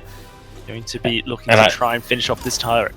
And I love seeing teams take early Crystal Miners, just making it all the closer to having an open jungle. Right now this turret is going to be going down. Gauntlet going to be used. They want this fight too. Yeah, they want to take their cake and eat it too.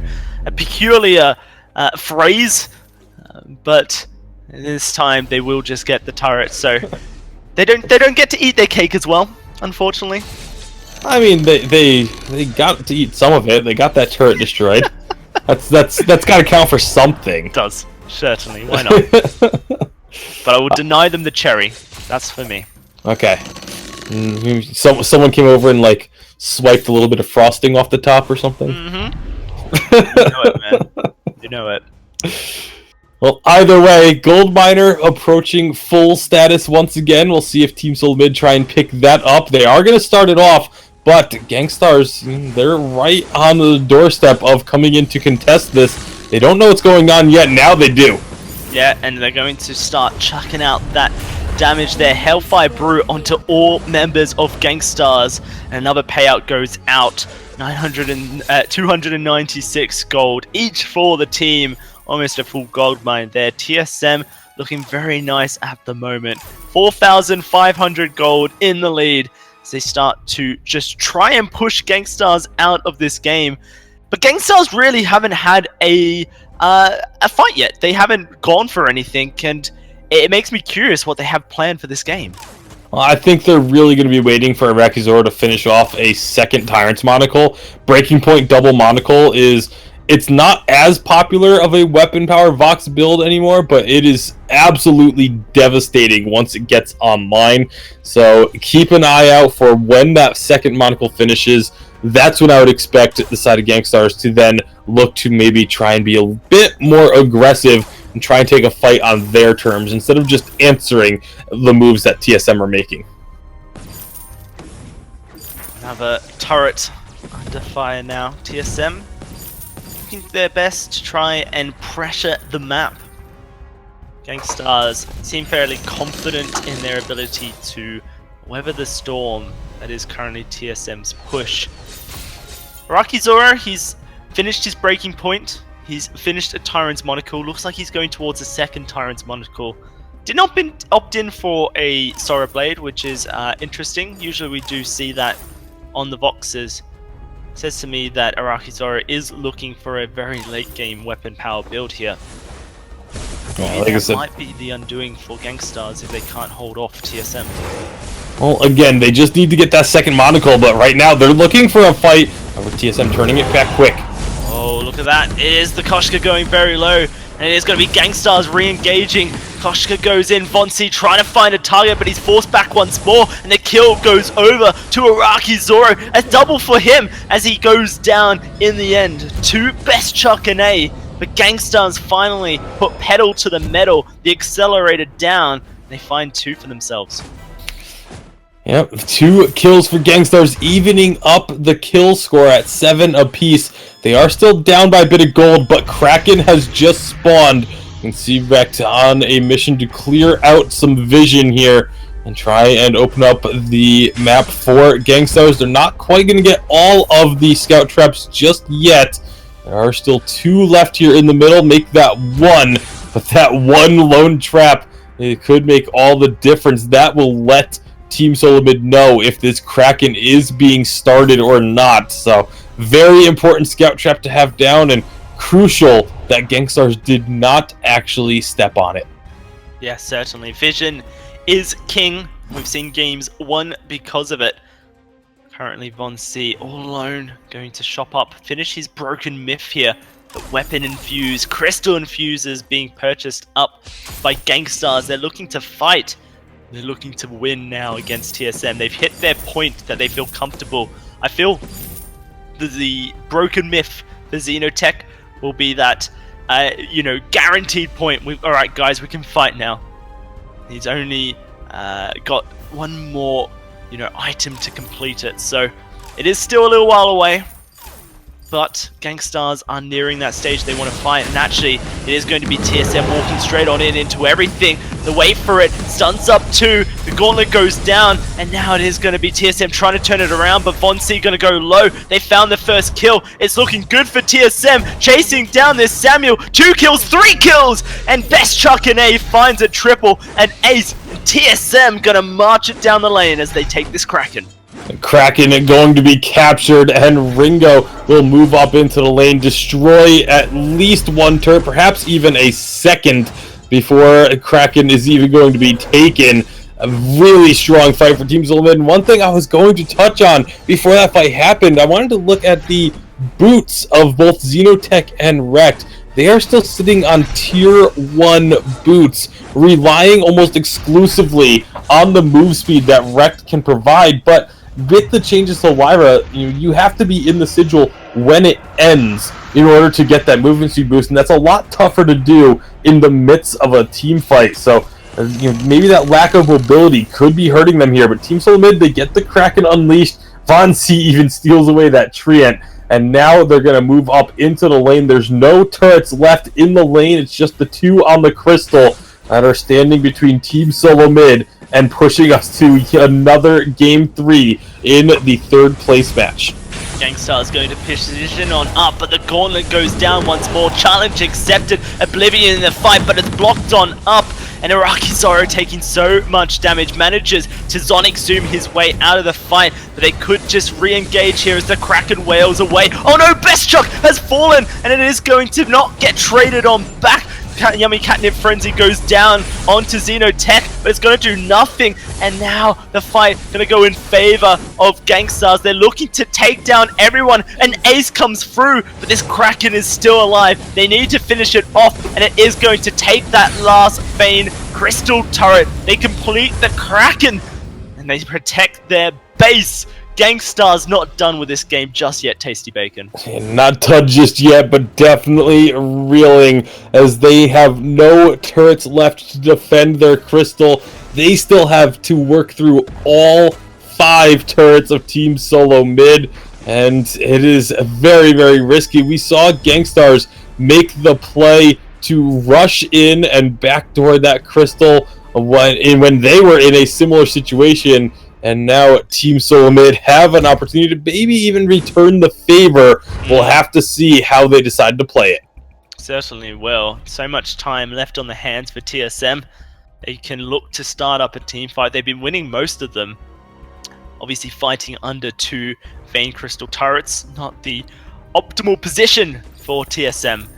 And they forced the gauntlet a little bit too early, I feel. Wasn't quite getting this what they wanted. But they've caught on our Best Chuck and A, and they pulled him back into the middle of the fight once more. That's going to be Iraqi Zoro with a double as he finds Koshka as well. Von C falls, and Gangstars are starting to turn this game on its head.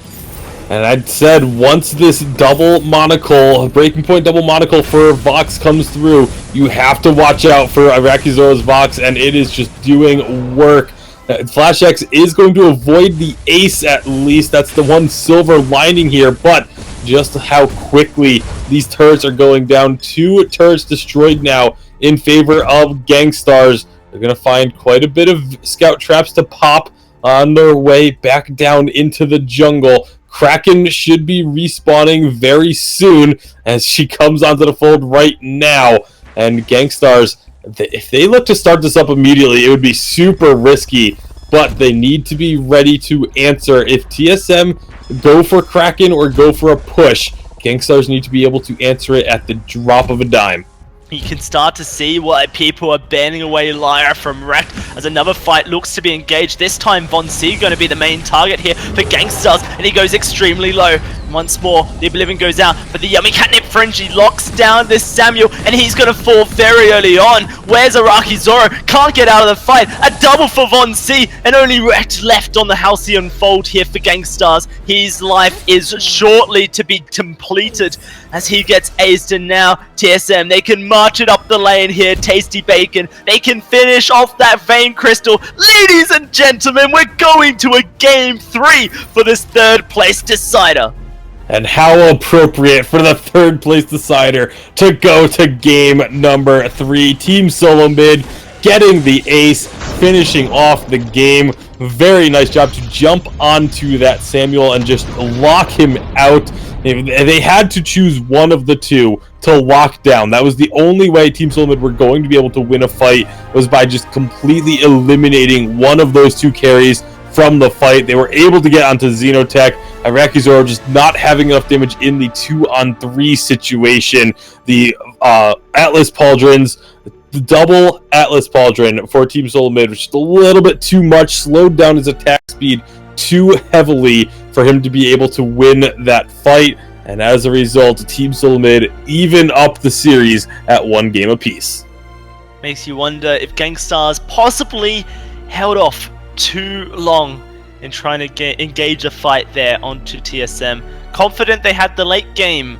As it turned out, at 21 minutes 30, TSM were able to close this one out. The Koshka didn't ever hit a point that she was useless. In fact, Von C was constantly engaging fights for his team and constantly keeping one of the two carriers of Gangstars out of the fight, whether it be Xenotech or Araki Zoro. And now it is Game 3 for these two teams to decide who is third place. Dragonborn, what's your thoughts? Well, we are very excited to be able to finally end this with a final game for certain, and this will, of course, be that final Game 3. I mean, my thoughts are, I have no idea how you are able to keep the adrenaline rushing right now for you. You are all the way, was it like Dragonborn 4 has o'clock? Lost the ability to speak, it seems, Tasty Bacon. So No, we're good. No, he's here. I'm here. No, I was just talking about, like, just finally, we're coming to the end of tonight. You know, for certain, this will be the final match tonight, game number 3. And amazing how you've been able to just stay up, and the adrenaline seems to be keeping you going here tonight as we're going late into the night. Oh, it's 5 a.m., man, but this is what it's all about. Vainglory at its finest, the competition, certainly exciting. I'm hoping the folks at home are having a good time as well, because I certainly am. We are too. We want to get into this next game right away, so we're going to start off the draft. We here are going to take a quick break, and of course when we return, game number 3 will commence.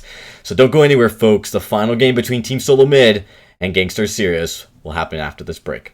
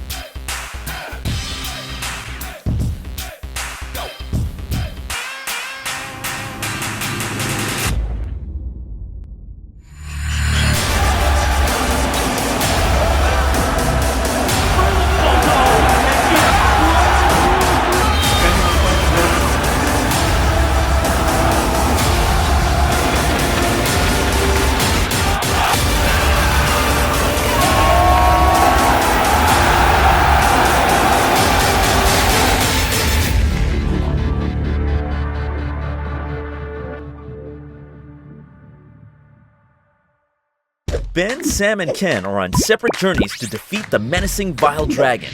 But let's just say luck isn't on their side. If only there was a way for them to find each other and band together. Well, that's why there's Band. It's a mobile app that allows people to come together using common interests. With Band, you can find fellow gamers, chat, schedule gaming sessions, and conduct polls. Stage epic battles with friends while sharing videos and photos along the way. So try Band today. Band. Be together.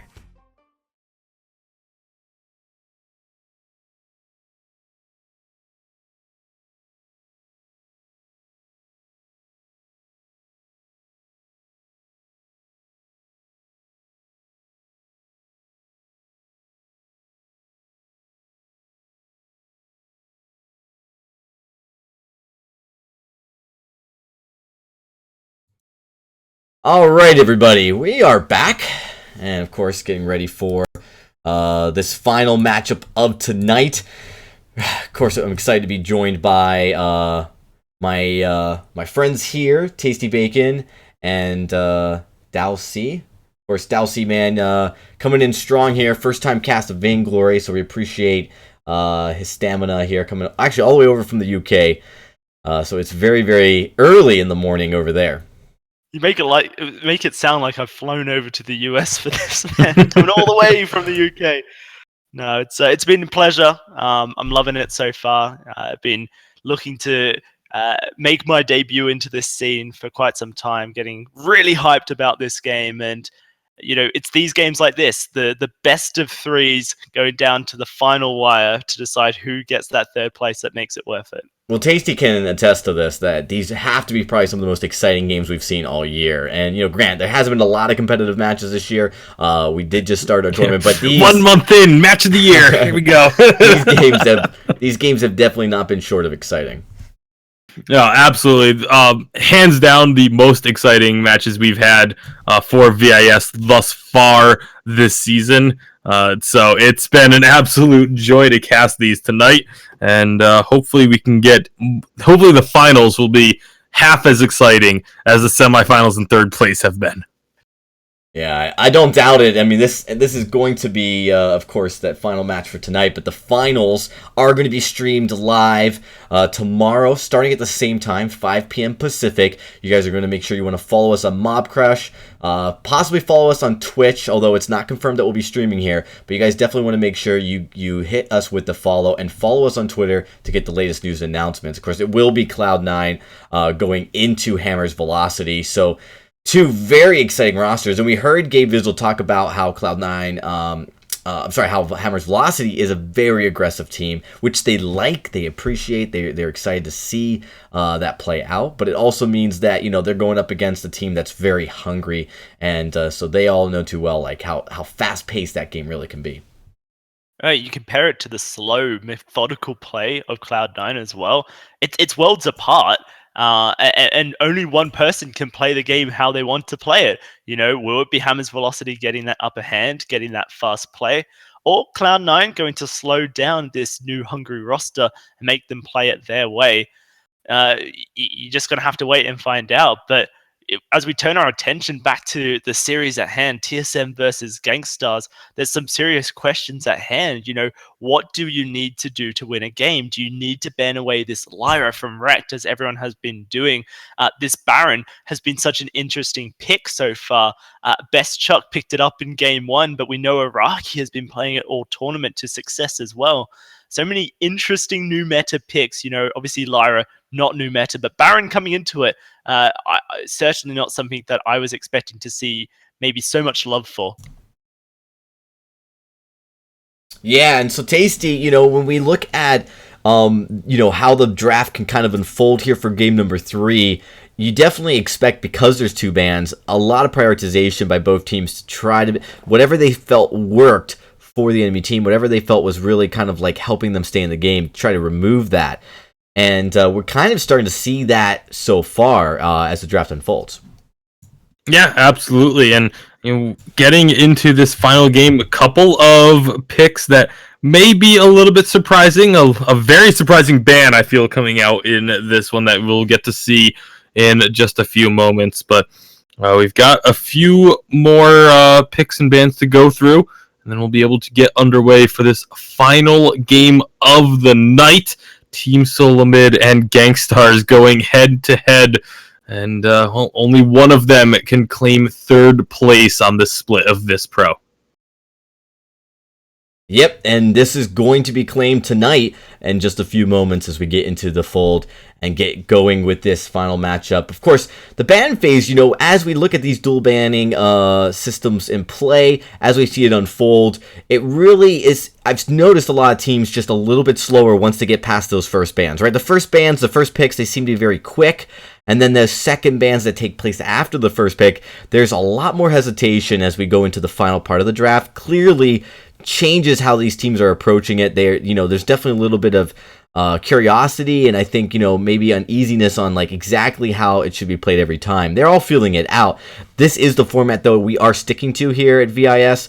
We definitely like it, and it is probably the format, from what we get feedback from Super Evil, likely to start making its way into the competitive scene, which really means that these players are really getting a foretaste of how the hero pools and how the meta is going to look as we get farther and farther into the year. It's really interesting. You compare, some of the drafts that we've seen tonight, Dragonborn, to maybe those on the world stage back in December. TSM, they locked their picks in so quickly, almost every series that we saw from them. And tonight, they have been at a loss almost as to what they want to play, really discussing it out, really feeling out the second ban. It really changes so much. 2 more bans in the pool, then you start reaching into some new picks. And we've had Fortress tonight. We've had so many new things. Finn's back in flavor, it seems. Baron, of course, is the one that surprised me the most. And these teams, they're just feeling it out right now, because if what you're saying is is correct, like this might be their world for the next year. And, with the changes to items, with the changes to the heroes, the addition of new heroes, and the change to how the draft is in the competitive scene, I think a lot of these teams have a long way to go before they've fully figured out some of the more efficient and more effective compositions that they really can play with. So, we're seeing that kind of play out right now. This is the first tournament of the year, but the first tournament played with probably the largest change ever to the Vainglory game, which took place just this past year. Yeah, the 2.0 patch, a massive change to really everything that everyone knew about Vainglory. The core mechanics of the game remain the same, but the way that teams play on the map, and even then 2.1 adding in the Ancient Treant completely changed the early game once again. So it's always interesting to see. We've seen even a single team have multiple different strategies for how to start the game, and it's always going to be interesting to see what drives that decision to go for an aggressive start versus a passive start. What camps do you start on? Do you send your laner to the lane immediately, or do you keep your laner with the team? There's so many different options that we get to see. Certainly do, but it's time for the draft of this third and final game here for TSM and Gangstar's. Lance, Lyra, our first 2 bans coming through. Adagio going to be the first pickup there for TSM. And for Gangstar's here, the opportunity, Finn, Ringo, Fox, Samuel, and Kestrel, the final pickup for Gangstar's. If you missed it, Petal and Baron were the second bans. But hey, Tasty Bacon, we're going to get some one-shot, 1 kills in here for the final game. Yeah, absolutely. The Kestrel finally making an appearance. I think this is the first time we've seen her since the 2.1 patch in a competitive matchup. Xenotech, I talked about it earlier. This was a hero that he used to play all the time. And with this change to the meta, with the current patch, the Kestrel has kind of fallen out of favor, maybe impacted his hero pool. He says, you know what? We're just going to stick with it regardless of what people think and try and make it work. Certainly do. Guys, we're on to the Halcyon Fold. For this third and final match, only one team can leave this tournament in that third position.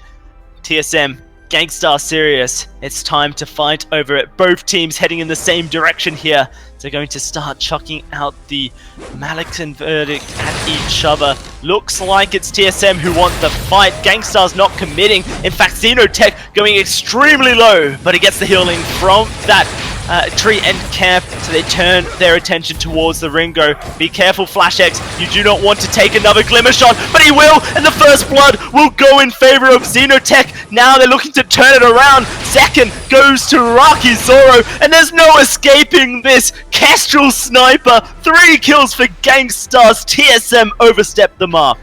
Absolutely, the only solace for TSM is that they weren't killed quite quickly enough for an ace to go over at level 1 to Gangstar's. Instead, they're going to be able to clear out some of this jungle. They're going to be able to get this Ancient Treant, and what a magnificent start. What a great showing for this Kestrel at level 1. I was a little worried about it because obviously, you really want to have that active camo as well in a fight like that, but they're able to make it work, pick up 3 quick kills, and a big gold lead for this stage of the game. Such a great start for Xenotech. If he was feeling nervous, if he was feeling down about his previous performance, he's 2-0 before 2 minutes in this game. Gangstars get the perfect start here, but they have to be careful. Look at the health bars on both Rekt and Araki Zoro. Rekt sitting under half HP as Araki Zoro is starting to heal up, got double potion there and can get some healing when he needs it. They're up against an Adagio and Vox. It's not going to make things easy. In the jungle, though, this Kestrel under fire. Vonsi looking for the kill, and he will find the return fire onto Xenotech. Not quite as safe in this early stage of the game. And a little bit of retribution there for Vonsi. Able to find the first kill for Team Solo mid. Meanwhile, up in the lane, Best Chuck and Flash X putting some good pressure onto this turret. Actually getting some chip damage onto it as well. Rekt needs to be careful. Certainly does. Go extremely low.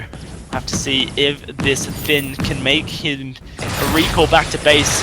Will be Xenotech coming up to the lane to put down the pressure and try and relieve this ongoing harassment that Gangstars are receiving. Man, this early stage of the game has been so explosive. It's been such a stark difference from the first 2 games we've seen Tasty Bacon.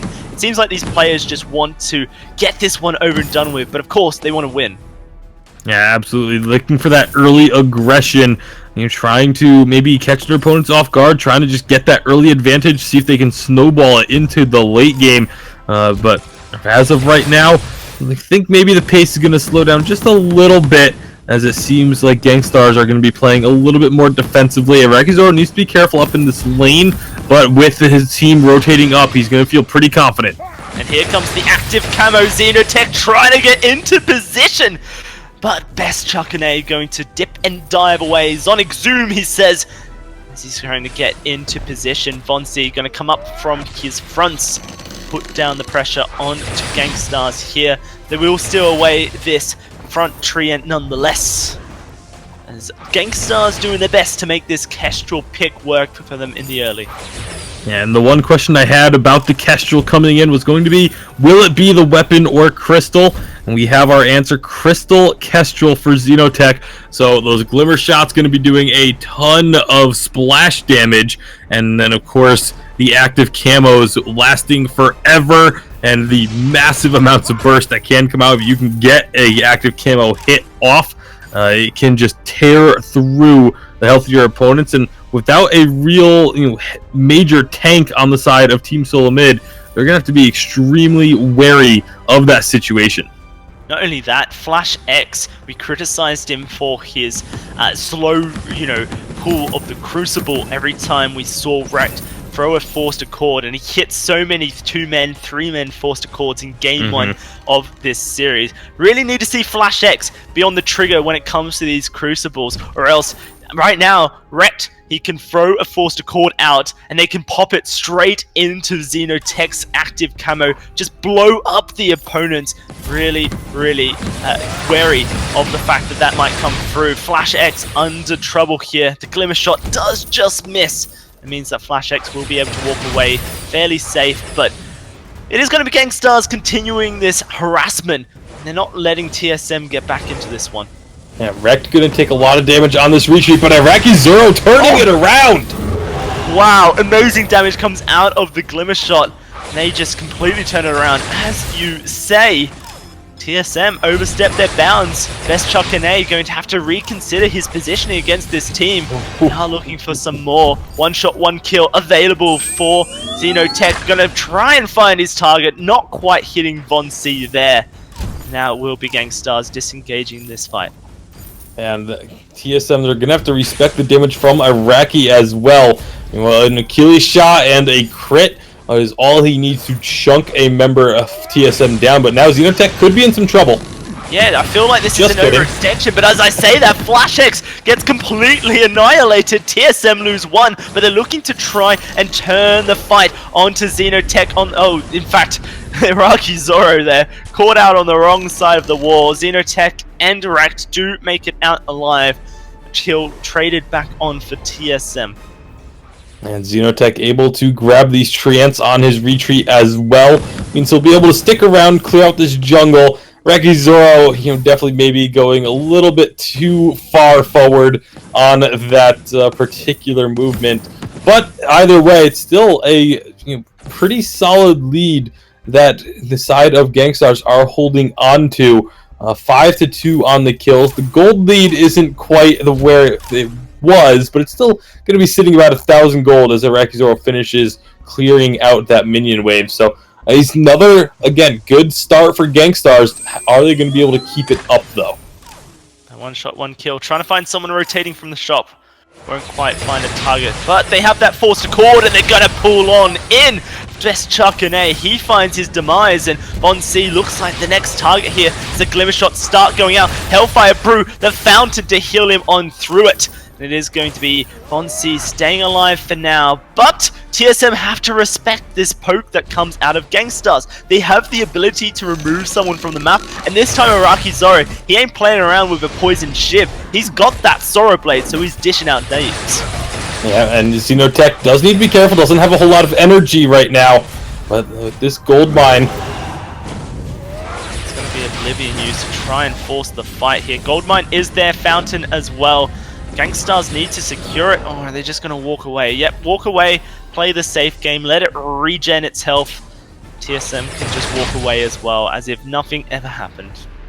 Yeah, so what looked to like a very potential high-risk play from Gangstars ends up with not much of anything going on. Xenotech really going to need to get that energy battery online soon, because that's really been the only detriment for Gangstars is, yes, they have a ton of damage, especially that Shatter Blast being completed. They're going to be able to pump out a lot of damage, but they cannot sustain it just yet. Once he has the energy regen, this is going to be extremely scary for Team Solo Mid.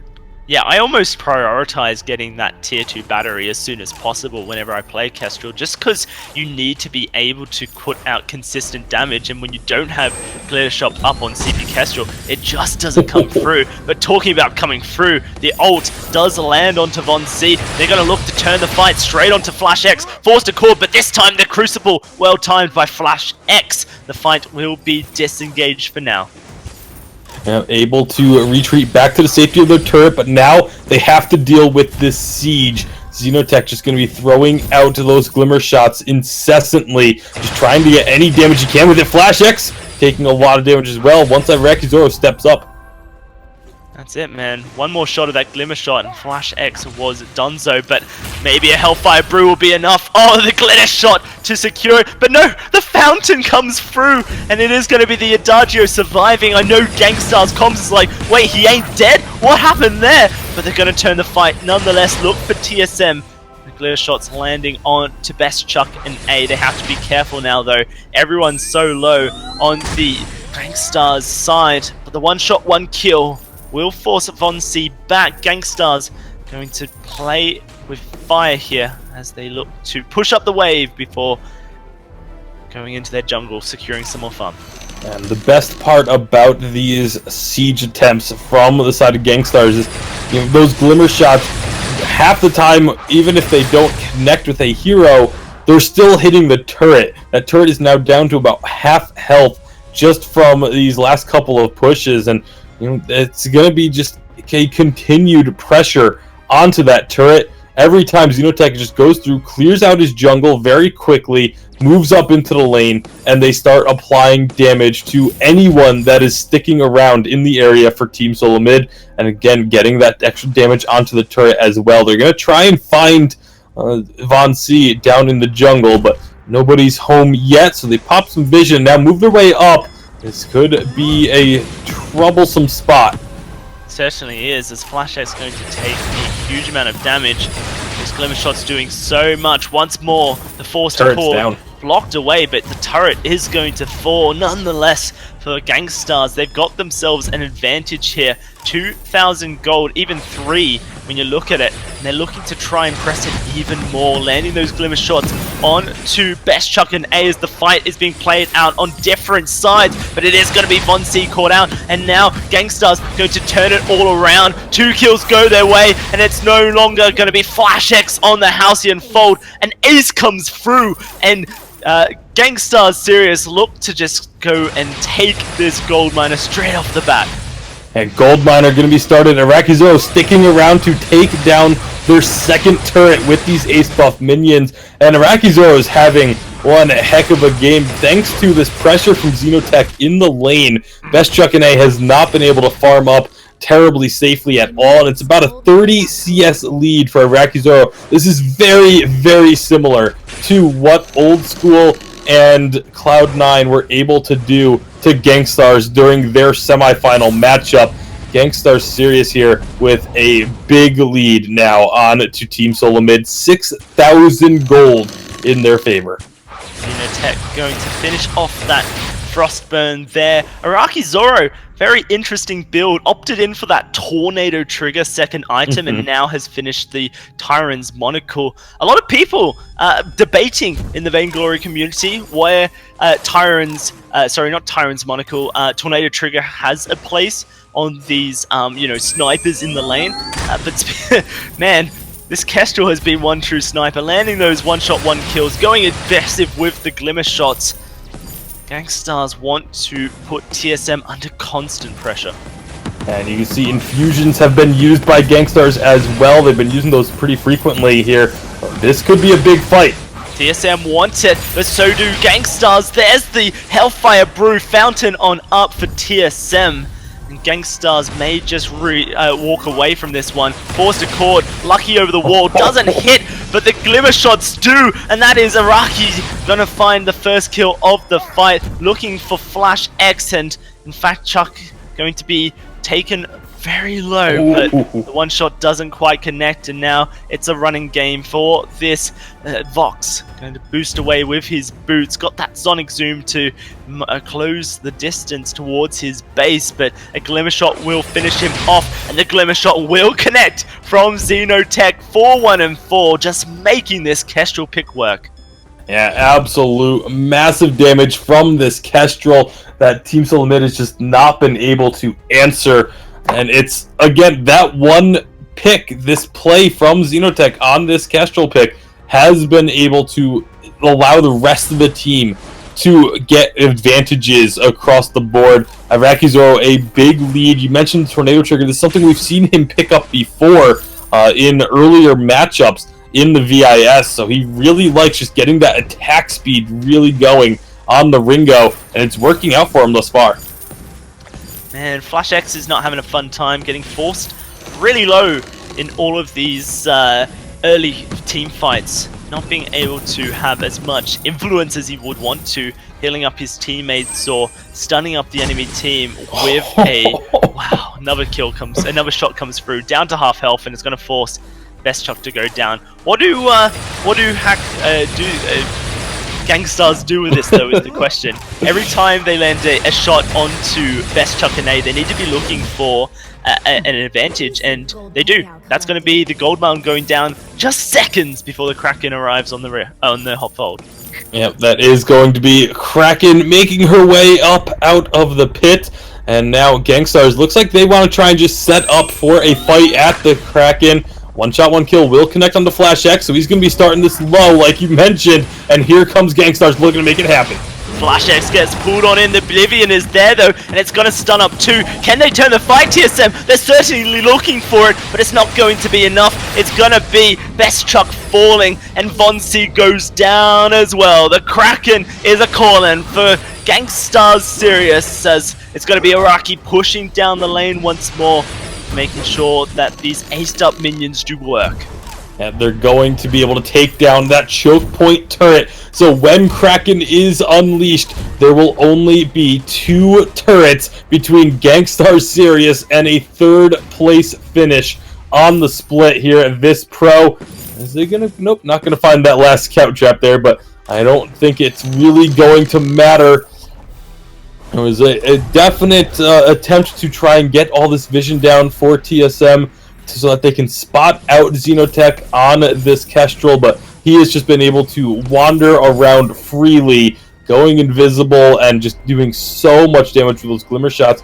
Doesn't even have the most damaging of builds, as he does finish off that Eve of Harvest, can make him even more difficult to take down. But if Shatterglass into the Frostburn, there's no Broken Myth, there's no the snipe straight onto Fonzie, and this is gonna be it. Fonzie taking so much damage, a double forced accord, and Best Chuck and A, he's gone forever. Thirst of Judgment stuns up 2, but they're gonna turn it straight onto Flash X, take down this Adagio. 2 kills go to Gangstar Sirius, only these Vein Crystals left to go, and the Glimmer Shot's gonna do so much damage to these objectives. Tasty Bacon, it's Gangstar Sirius taking down this final Vein Crystal. Von C trying his best to lay down the damage, but his best will not be enough as he's taken down himself. Best Chuck respawns, but Best Chuck dies. It is the 1-shot, 1 kill to finish the game. Gangstar Sirius secure 3rd place here for the Winter 17 VIS Pro Split. Xenotech reaching into that bag of tricks. Nobody is playing Kestrel right now except Xenotech, apparently. That might be changing after this performance. The Crystal Kestrel still an absolute game changer, and Gangstar Sirius riding that pick all the way up to 3rd place here, taking down Team Solo Mid. A very rough day for that organization today. Yeah, certainly is. Sad time for the team of TSM. Best Chuck in A, Flash X, and Von C. You know, they've had such a successful run recently, but coming into this new season of Vainglory, patch 2.0, they're going to have to go back to the drawing board, really, Tasty Bacon, and see what they can roster up. You know, these guys certainly have the skill to continue playing at the top of the NA League. Maybe they just need a bit more experience, really. But Gangstar's going to be feeling very happy, a new roster for themselves, and they secure 3rd. Yeah, absolutely. A very strong showing from a lot of these teams that had these roster shuffles. You know, Gangstar's now going to be taking 3rd place. Then you look at our finals, we have 2 other new rosters coming out from well-established organizations in the Vainglory scene. So that's what we have to look forward to tomorrow. But for now, for tonight, it's going to be Gangstars, the ones that get to celebrate the 3rd place finish. 3rd place, congratulations to Gangsters indeed. That was a really impressive series. I mean, all the way down to the last wire. Kind of like how the Hammers Velocity versus Team Solo Mid matchup went as well. Team Solo Mid, to their credit, hanging in there and trying to find ways to pull out these series to the very end.